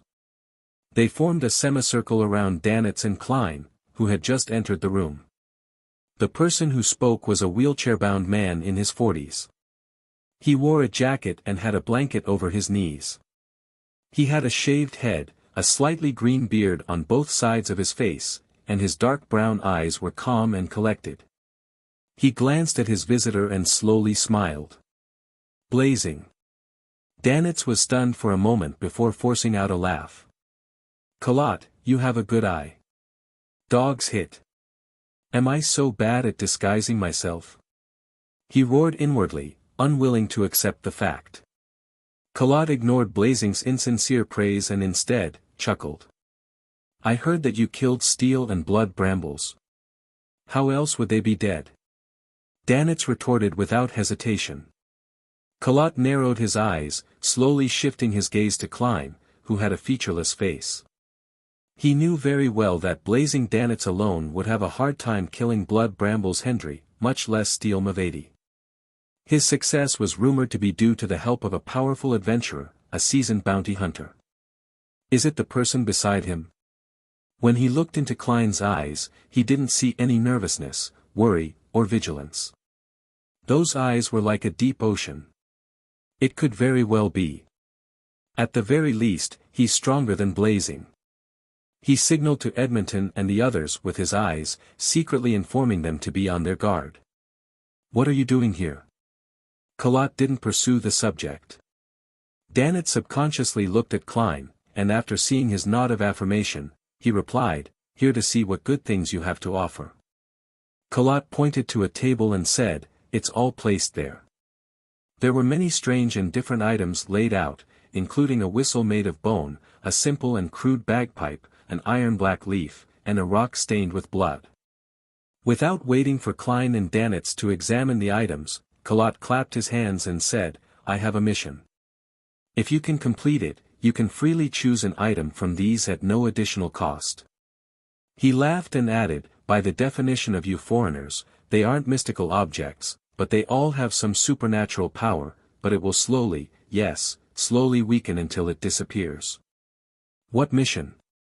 Klein asked calmly, having no intention of hiding the fact that Dannett was only a follower.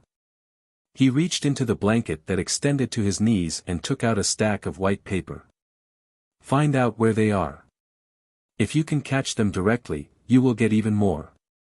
He raised his arms and began to display lifelike portraits, including a lady with greenish-gray eyes dressed in a man's shirt.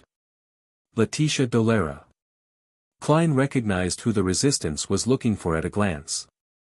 It was the female archaeologist and adventurer he had met last night and had boarded the same ship with this morning. She was suspected to be a member of the Moses Ascetic Order or the Element Dawn. Dannett looked at it closely for 2 seconds and found the picture vaguely familiar. Suddenly, he remembered where he had seen her before. Gehrman Sparrow had shown it in his dreams. He had just asked the captain about it in the afternoon, and were already bumping into something relevant in the evening. Isn't he too resourceful at gathering information? Dannett resisted his urge to glance at the crazy adventurer beside him, afraid that Kalat and Edmonton would notice something amiss. He was very experienced in this area.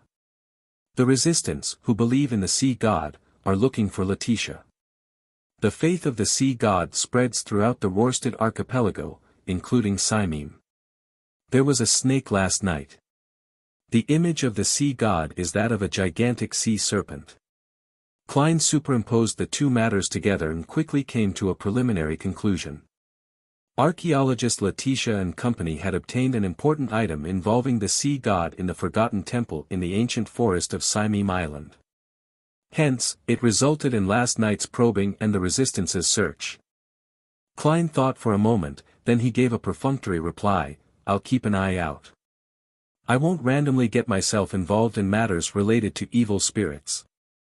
Of course, if it's necessary, then I will report it to the officials." He silently added a few words inwardly.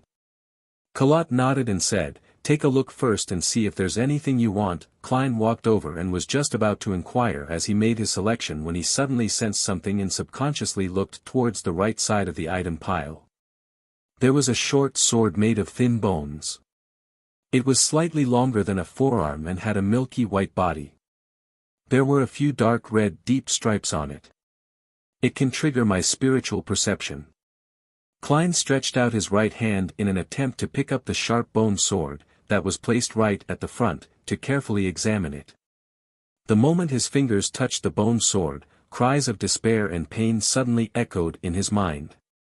A thick stench of blood faintly appeared at the tip of his nose, and he seemed to see many distorted and rotten illusory figures that were covered in mucus. Klein's forehead ached, as though he had been pierced by a needle, and he subconsciously retracted his finger. A little sinister. It's not a simple item. Klein, who had experienced things far more intense before, only showed a slight change in expression. He resisted the urge to activate his spirit vision, afraid that he would see something he shouldn't. Noticing this, Kalat exchanged glances with Edmonton and said with a smile, "This bone sword is capable of draining an enemy's blood. It's not bad. Do you want it? A little proactive." Klein frowned, relaxed his brows immediately, and then he said in a deep voice, "No, there's nothing I want here." If Kalat hadn't asked, he was even planning on buying the bone sword and researching it above the grey fog. However, the fact that the man promoted it had left him vigilant. Thus, he rationally abandoned his original plans. Kalat crossed his hands and said, "It's not expensive at all. Or would you like to look at something else?" "There's no need." Klein's pupils shrank suddenly as he turned and walked straight towards the door. Danitz hesitated momentarily before hurrying after him. Edmonton, who had a sea serpent tattoo on his arm, watched silently. He seemed as if he would reach out and stop them at any moment, but in the end, he didn't do anything. They were the powerful adventurers who had killed Steel Mavady and Blood Brambles Hendry. Once out of the room, Klein stomped down the stairs without saying a word. Danitz ran after him, alarmed. Based on his take of the situation, he didn't inquire about the situation and only followed. The two quickly returned to the square, and the crowd which had gathered once again to either kneel or prostrate scattered once more. But unlike before, there was a man who had still remained kneeling on the ground, motionless. Klein didn't even glance at him as he walked past without stopping. However, Danitz had taken a subconscious look, only to discover that the man's face was as dry as a weathered rock. Pa! A piece of flesh from the man's cheek fell to the ground. It was a piece of grayish skin with facial hair attached to it. He seemed to have lost all the moisture in his body. Danitz was startled and didn't dare to look again, feeling that things had become strange and dangerous. At some point the two of them passed through the alleys, left the city, and boarded a rental carriage. The carriage driver was obviously a native, around 40 years old, and his laughter was very pleasing. But along the way, he didn't say a word. It was so quiet that it made Danitz feel like his heart was beating like a drum. Klein pursed his lips and remained silent. The rental carriage quickly arrived at the dock area. In order to change his attire, Danitz got it to stop a distance from Acid Lemon Street. After getting off the carriage, Klein didn't pay the fare or stop. He immediately took large strides and left, leaving Danitz stunned. He tossed 2 soldi to the carriage driver and hurriedly chased after German Sparrow. After a few steps, he looked back and saw the driver kneeling down with a face full of zeal and devoutness. He leaned over the ground and kissed the ground where Klein had stepped. What's happening? Danitz couldn't believe what he was seeing. This didn't shock him, but it left him inexplicably terrified. It was like jumping into a bucket filled with ice when drunk, feeling a bone-piercing chill permeate his body from the soles of his feet to his head. What exactly happened? Why did things become so strange? Danitz took a breath, forcing himself to turn his head, and he chased after German Sparrow. He found the crazy adventurer walking faster and faster, to the point where he had to run with small paces to keep up. Crossing the street and through the alley, Danitz suddenly saw a greenish shadow fall from a tree. Pa! Its body was covered in scales as it twisted its slippery body and had a triangular head. It extended its scarlet forked tongue and was none other than a rather long venomous snake. Dogs hit. Why would there be snakes in this season? Danitz wasn't afraid of such creatures. He had even roasted snake meat before, but it was the abnormality of everything that left him agitated. Circling around the coiling snake, Danitz subconsciously looked left and right and found that on both sides of the gutter, in the corners of ruined houses, and on the insides of rusty water pipes, there were pairs of cold, vertical, and different-colored eyes looking out. Danitz felt a chill run down his spine, as if his scalp had been pierced by a dense array of fine needles. He didn't dare to stay any longer, nor did he dare to leave. He increased his speed again and followed closely behind German Sparrow. Entering the Wind of Azure Inn, he couldn't help but look up as he walked up the wooden stairs, wanting to ask something. Suddenly, his chest tightened and his breathing stagnated. At that moment it was as if he had dived into the bottom of the sea, being pressed down by the heavy torrents of water from every direction.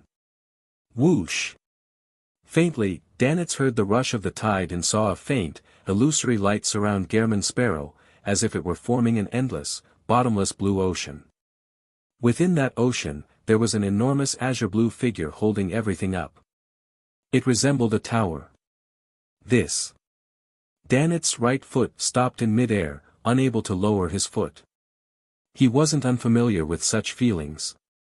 Back at the last pirate convention, the King of the Five Seas, Nast, was even more imposing and terrifying than this.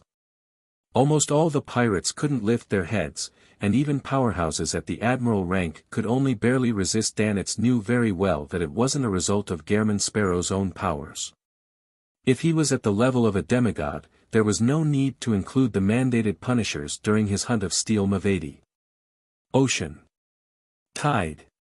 These two terms flashed through Danitz's mind, and he immediately thought of the matter of the Resistance's faith in sea god Calvetua. Could it be that Gehrman Sparrow suffered the sea god's curse via an unknown process when he touched the bone sword? The devotee's corpse that lost all its moisture is one of the conditions for the curse's activation. When the carriage driver prostrated and kissed the ground, was it because he sensed the sea god's aura? Man. Gehrman Sparrow would probably die here today. Should I stay far away to avoid being implicated? At the very most, I'll come back to collect his corpse. It might still be possible to save him. I can use the Soulfall ritual to seek Captain's help. She knows so many different kinds of odd secret techniques. She should be able to resolve this problem. No, Lord. The Soulfall ritual has a requirement of being within 500 nautical miles. They're still en route, and it will take at least half a day to enter that range. As he desperately tried to think of something, Danitz stopped panicking and treaded steadily into the luxurious suite with Gehrman Sparrow. Klein still remained silent, but his dark brown eyes seemed to have a rich azure-blue color that was nearing the color of black. He went straight to the bedroom and locked the door behind him. Danitz stood outside, in a dilemma on whether to flee or save the man. Inside the bedroom, Klein closed his eyes, waiting for the right opportunity. Suddenly, he took 4 steps in a counterclockwise manner, chanting a statement with each step. A wave of manic or high-pitched ravings rapidly rang in his ears as his spirit body shot up into the gray fog. Without a sound, he heard an indescribable, shrill, and painful howl. Klein appeared within the ancient palace at the very end of the long, model table. In the motionless gray fog below, an illusory, gigantic azure-blue sea serpent appeared. It was located in an ancient dark ruin, coiled around a half-collapsed pillar. Its hideous head was raised, and its bloody mouth was wide open, revealing many curved fangs that were even longer than a human's forearm. On its milky white fangs, there were layers upon layers of flowing blood and mucus. This sea serpent madly swung its tail, setting off terrifying waves and ridiculous ripples, causing the entire ruins to sway, as if it was about to collapse. The scene rapidly shattered and dimmed. Regardless of how the unimaginably large sea serpent struggled, it was unable to turn the situation around. All it could do was let out a long, painful scream in agony as it was reduced to points of light before disappearing into the gray fog. Klein sat in the high-back chair belonging to the fool as he quietly watched everything. He didn't make any superfluous actions for a long time. The gray fog silently spread out, and the scene seemed to return to its eternally unchanging state. After nearly a minute, Klein leaned back in his chair, sighed, and said the serpent's name, Sea God Calvetua. After coming into contact with the bone sword, he had already felt the abnormality. And during his conversation with Baldy Kalat, he had keenly discovered that a tiny, weak but extremely cold and sinister energy had invaded his body at some point in time and was slowly corrupting his soul. Klein made a prompt decision and turned around to leave. He then sensed that there was a connection between the sinister power and his surroundings. It gradually strengthened and slowly connected to an unknown place. So, as he diverted attention to resist the corruption, he also controlled himself so as to not interact with his surroundings. Klein believed that as long as he responded to the abnormality on his journey back, it would only serve to intensify the corruption, to the point of making irreversible. At first, he wanted to find a nearby washroom and use the gray fog's shielding and isolation to remove the cold and sinister power, but after repeated considerations, he decided to leave the area. This was because there were many followers of the sea god around, and it was extremely likely for an accident to happen. During this process, Klein grasped another point, which was that if he dispelled it ahead of time, the power projected by sea god Calvetua would leave remnants in his flesh and blood. The consequences and effects would be unknown. He had no choice but to patiently wait for the opportunity to purify himself by waiting for the cold and sinister energy to thoroughly permeate his spirit. Reflecting on everything that had happened, Klein lightly rapped the edge of the table and muttered to himself, "It's not that strong." The sea god's level was much lower than he had imagined. His original plan was to use the method that had finished off Amon's avatar to deal with the sea god Calvetua's projection, which was trying to take over his body. However, even before he had even fused with the Dark Emperor card or through his paper angel, Calvetua ended up being dispelled by the grey fog directly, without leaving a single trace. On this basis, Klein concluded that sea god Calvetua's level was inferior to blasphemer Amon, even though it was possible that the latter was more adept at intrusion, but it had only been an avatar.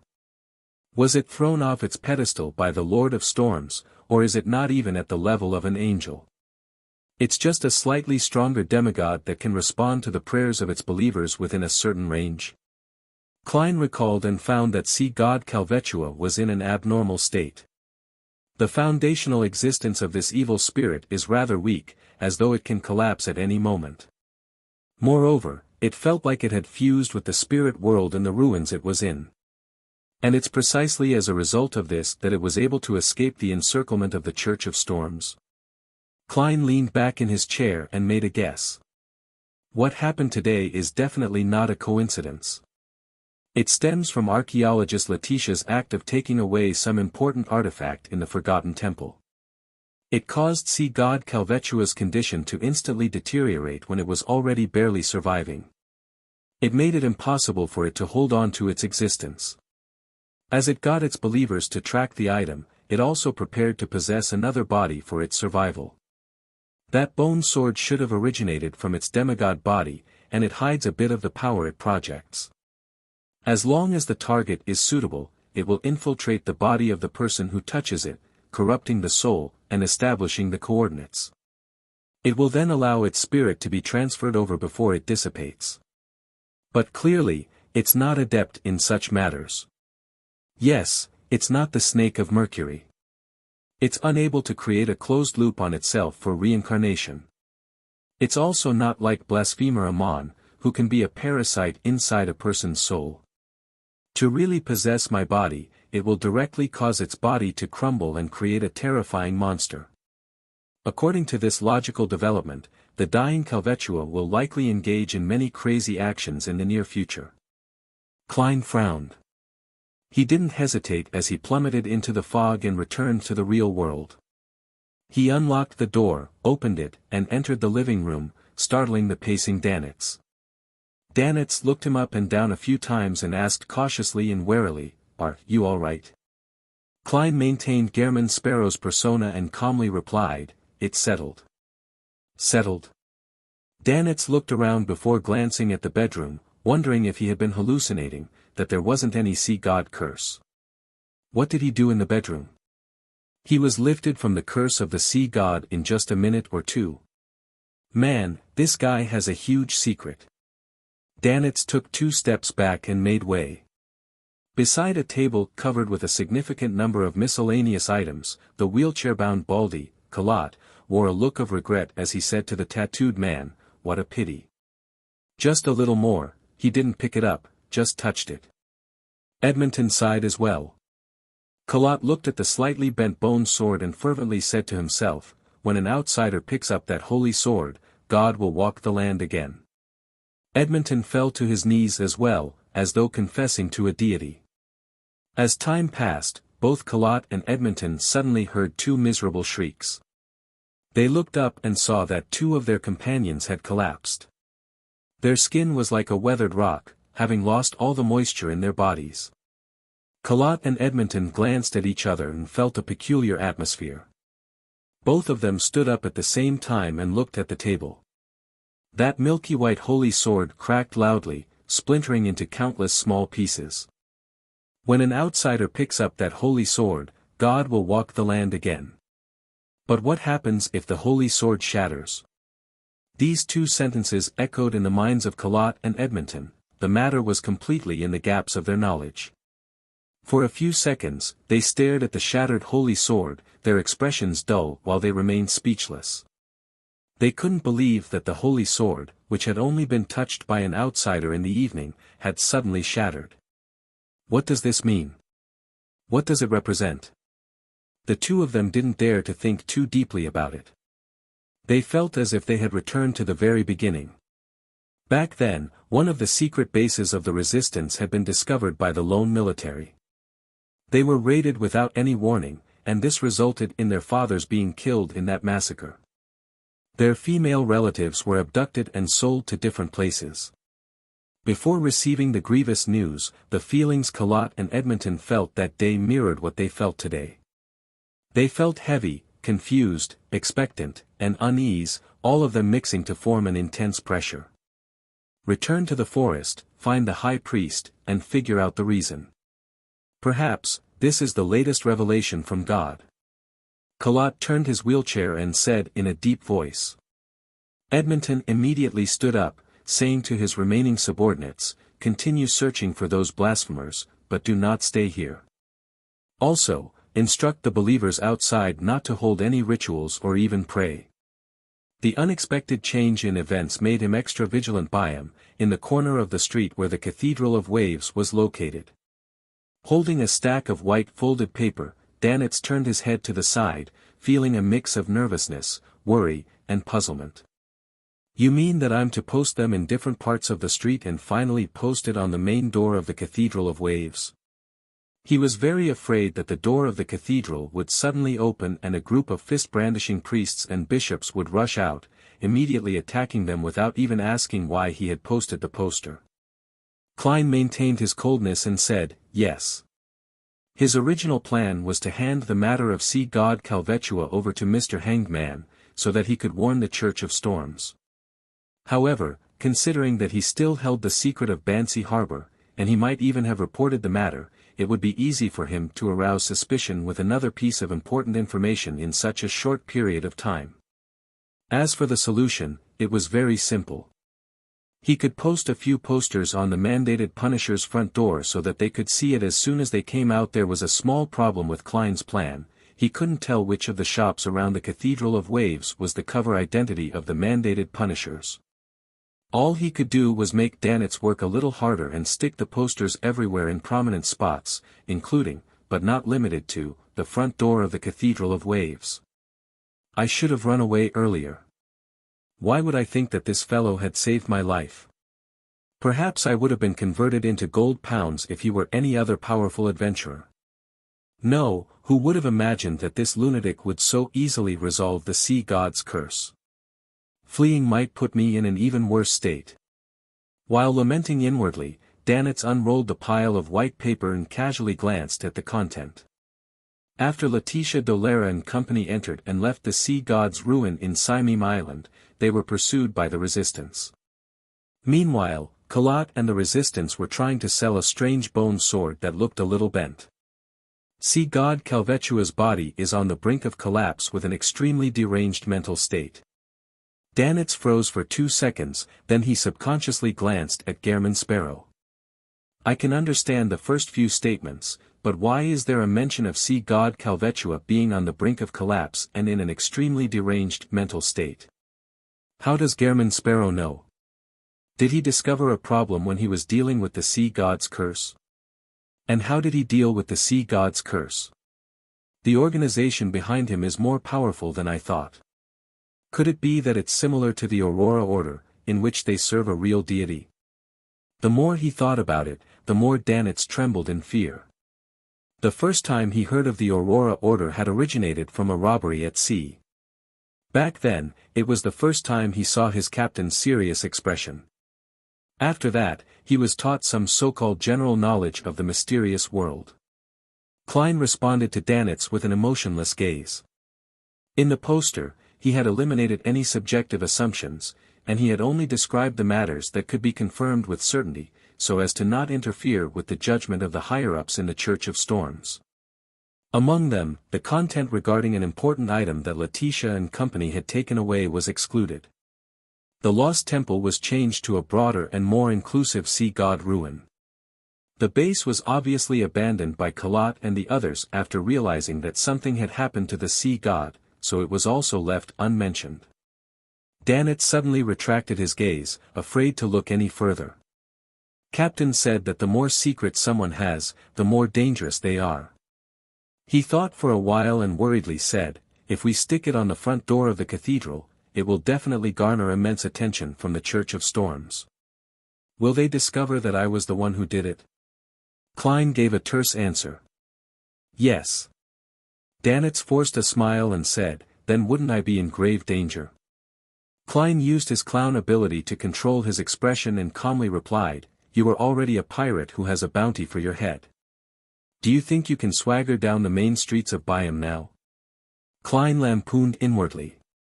That's true. No matter what, they will still capture me and claim my bounty.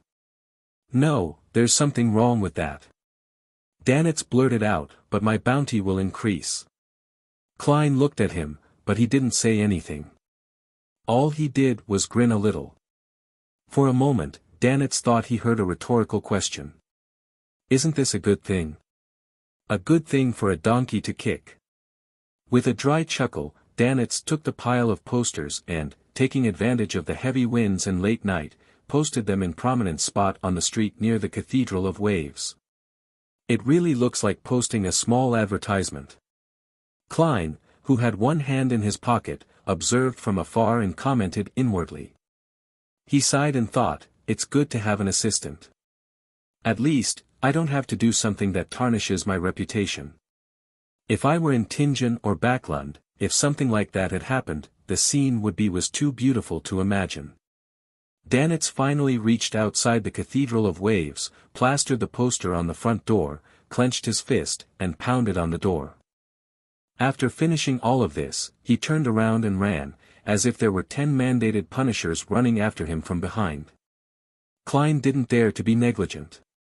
He pulled out a paper figurine, shook it off, and burned it to ashes before briskly walking to another street. After his recent encounters with the mandated punishers, he had a deep understanding of their style, and he didn't dare to be the slightest bit careless. It was only when they were far away from the Cathedral of Waves that they slowed down and regained their normal walking speed. Danitz had a good constitution, his face wasn't flushed nor was he panting. He was slightly puzzled and asked, why didn't you just write to the police or throw it in the Governor General's office? Before Klein could reply, he had already realized why. That's right, the lower-ranking police and the staff of the Governor General's office are locals. They might very well pity the resistance or might be clandestine believers of Sea God. As they were talking, they turned a corner and saw an extremely large red building in front of them. The inside was brightly lit and music could be heard from within. People and carriages streamed in and out the door. It didn't exude any vibes that it was late at night. We actually ended up walking here. After a second of hesitation, a smile appeared on Danitz's face, a smile that all men understood. Red Theater. Klein, who was rich in theoretical knowledge, suddenly came to a realization. Danitz laughed mischievously. This is one of the most famous places in the entire Sonia Sea.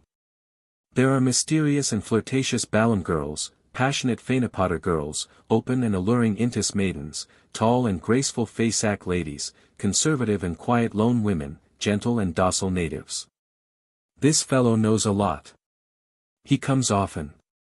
Klein swept a glance at Blazing and said nothing.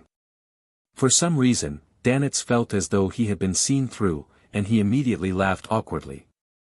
This is what pirates talk about when bragging. I've only been here a few times. I didn't have much money in the past. I could only find some average ones, and it's mainly in the area of the Fog Sea.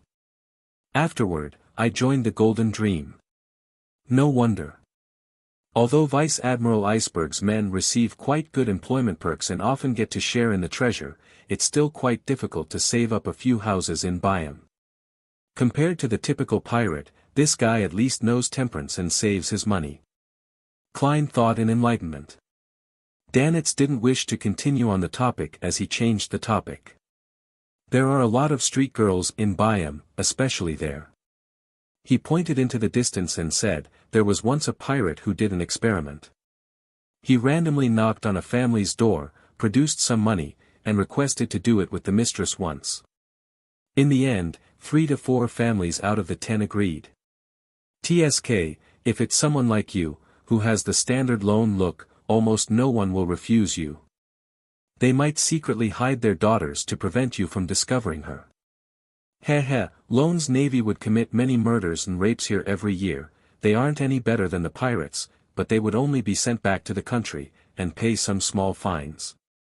Klein listened quietly, and he suddenly thought back to the evening when the believers of the sea god were praying around the pool. He thought back to their feverish and numb faces. Backlund, within the Odora family's villa. Emlyn White, who had taken the initiative to expose certain problems about himself, nervously followed Cosme underground. He once again arrived in the grey stone hall where the black iron coffin was kept. "Esteemed Lord Nibs, why have you summoned me?"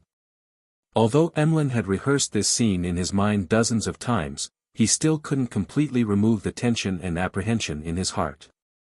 In this state, he suddenly understood a problem. From the viewpoint of theater studies, the role he was acting as should hide his worries and fears. There's no need for any special concealment. I did well. Emlyn was suddenly much calmer.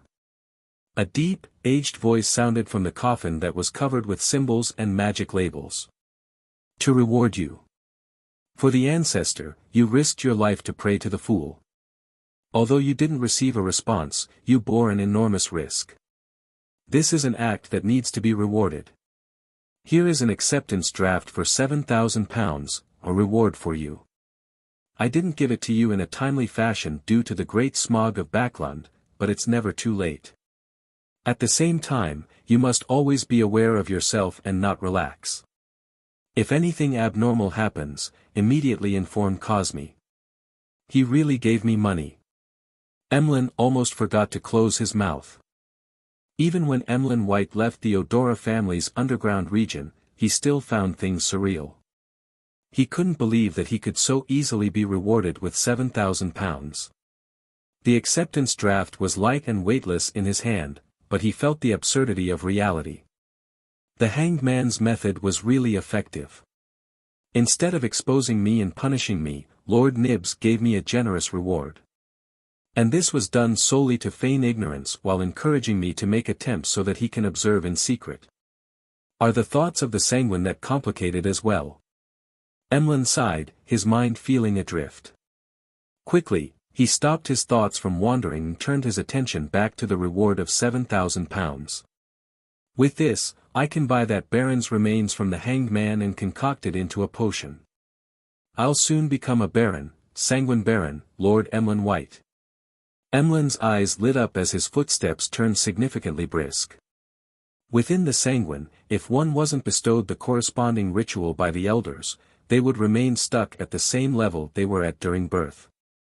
It was almost impossible to rely on time to advance.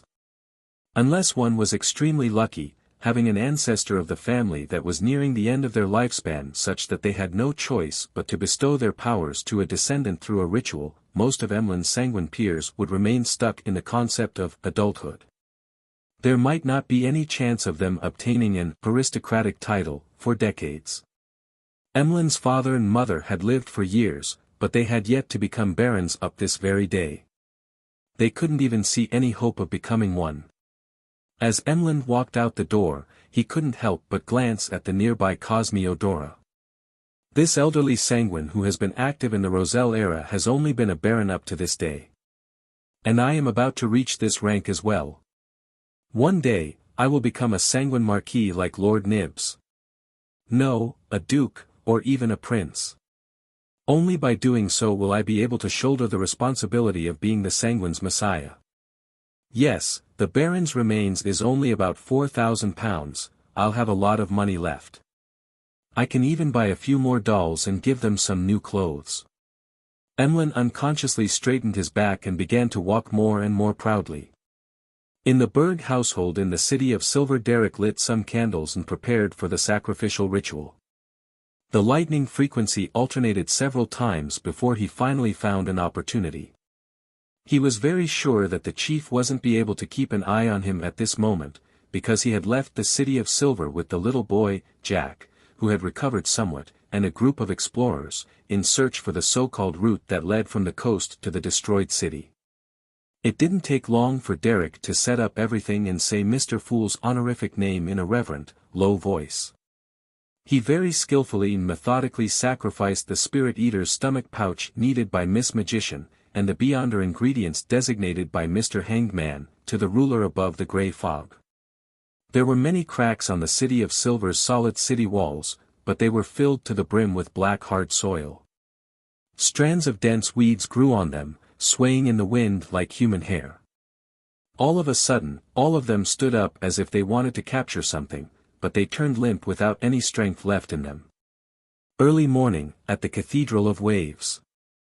Alger Wilson, who had come to collect the bounty, heard an important piece of news from the diocese bishop, Chogo.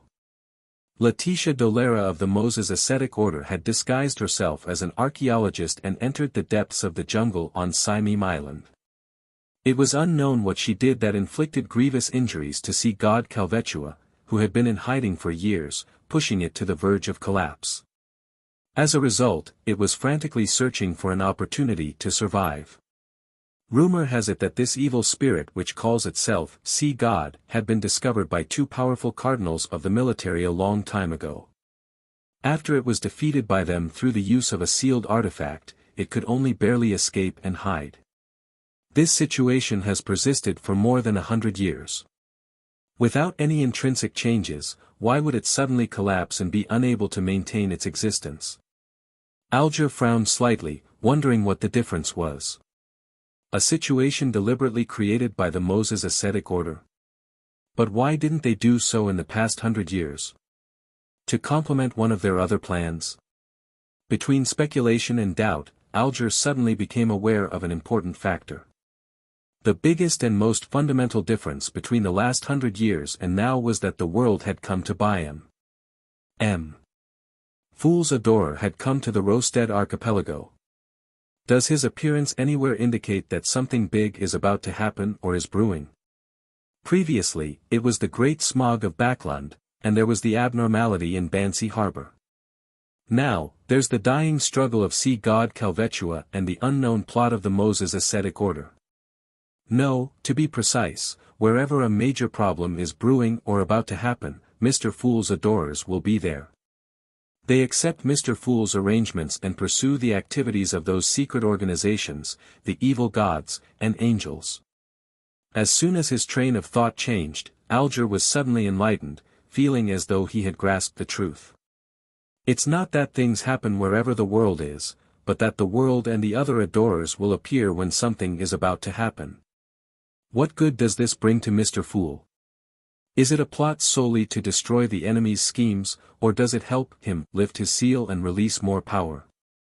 Alger held back his doubts and decided to seize the opportunity to submit some intel from before. He clenched his right hand into a fist and pressed it against his left breast. He said with a look of hesitation, "Your Excellency, while pursuing the remnant forces of steel, I heard a piece of intel." "What is it?"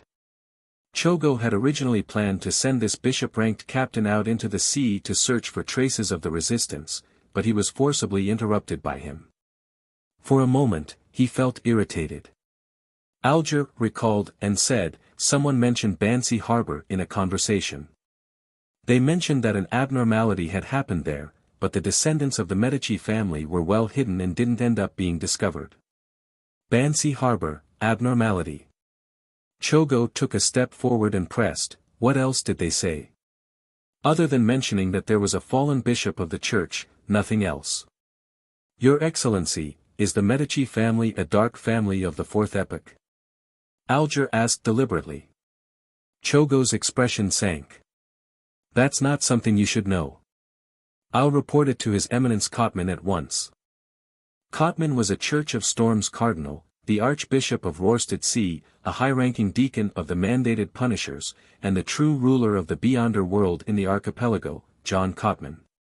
Chogo thought for a moment before asking, who was the person who mentioned this? "What does he look like?" Alger was long prepared. I don't know them, and they never showed up again. I remember that the person mentioning Bansi Harbor and the Medici family was an ordinary-looking, young man with a thin face, a broad forehead, black eyes, and black hair. He wore a monocle. He seemed to notice that I was eavesdropping, but he didn't show any anger. Instead, he smiled at me. Alger had been describing blasphemer Amon. He wanted the cardinals to believe that the exposure of the secret regarding the Medici family and Bansi Harbor was the result of a struggle between the kings of angels. This is really a suitable person to use as a reason. He wouldn't appear to defend himself, and even if he did, no one would believe it. And clearly, any divination regarding him would have zero results. If beyonder means are used to confirm my information source, there will be strong signs of interference from Mr. Fool, and they won't be able to get an accurate answer. From the looks of it, this is equivalent to what Amon did. Alger thought with considerable relief. Chogo nodded lightly.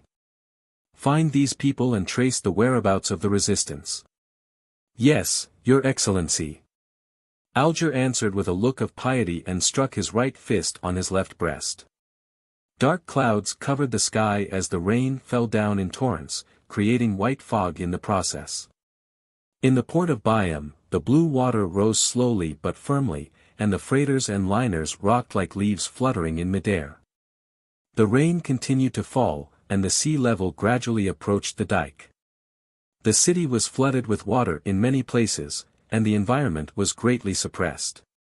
One by one, the fanatical and numb locals, in their taraba shirts and tattered jackets, came to the edge of the cliff or the dike before jumping into the sea. Their flesh and skin rapidly lost moisture as they fell, and they were already desiccated corpses by the time they fell into the sea. A group of people were rioting as they hugged a Navy sailor who was walking out of a base. They angrily bit him to death with their teeth, reducing him to a mangled, bloody mess, and caused chaos on the streets. Whoosh! Boom!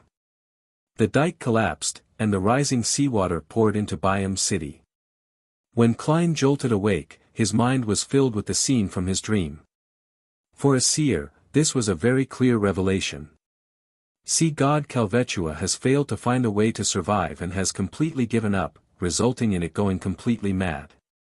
It wanted to create a storm, stir up a tsunami, and drown the Rorsted archipelago so that countless can join it in death. At the same time, its devotees are starting to do extreme acts. I've already informed the Church of Storms. They'll likely be able to stop it. No, even if I didn't inform them. They'll definitely be able to sense a problem with the appearance of such a situation.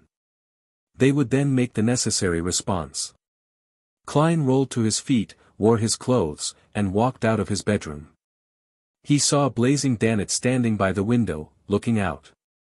He saw the clouds hanging low as rain poured down, as though it was endless. A sign has appeared. Klein walked over to Danitz, who was also looking out at the repressive weather. He could faintly hear the abnormal sound of the tide. In the midst of silence, the sound of explosive thunder suddenly rang out in the air. The leaden-colored clouds quickly split apart, and the falling rain lost its source. In the direction of the docks, everything returned to normal. The morning sun shone down from high up in the sky, bathing Bayam in holy light. Danitz hissed and said to himself, John Cotman changed the weather. John Cotman. The Church of Storms cardinal and high-ranking deacon of the mandated punishers. He suppressed Calvetua's powers. Klein retracted his gaze while in thought. Danitz heaved a sigh of relief. I was rather worried just now. Afraid that the sea god who's on the brink of a breakdown would create a disaster. But there's John Cotman. Seeing that German Sparrow was silent, he continued adding, at sea, even the king of the 5 seas and Queen Mystic won't be his equal.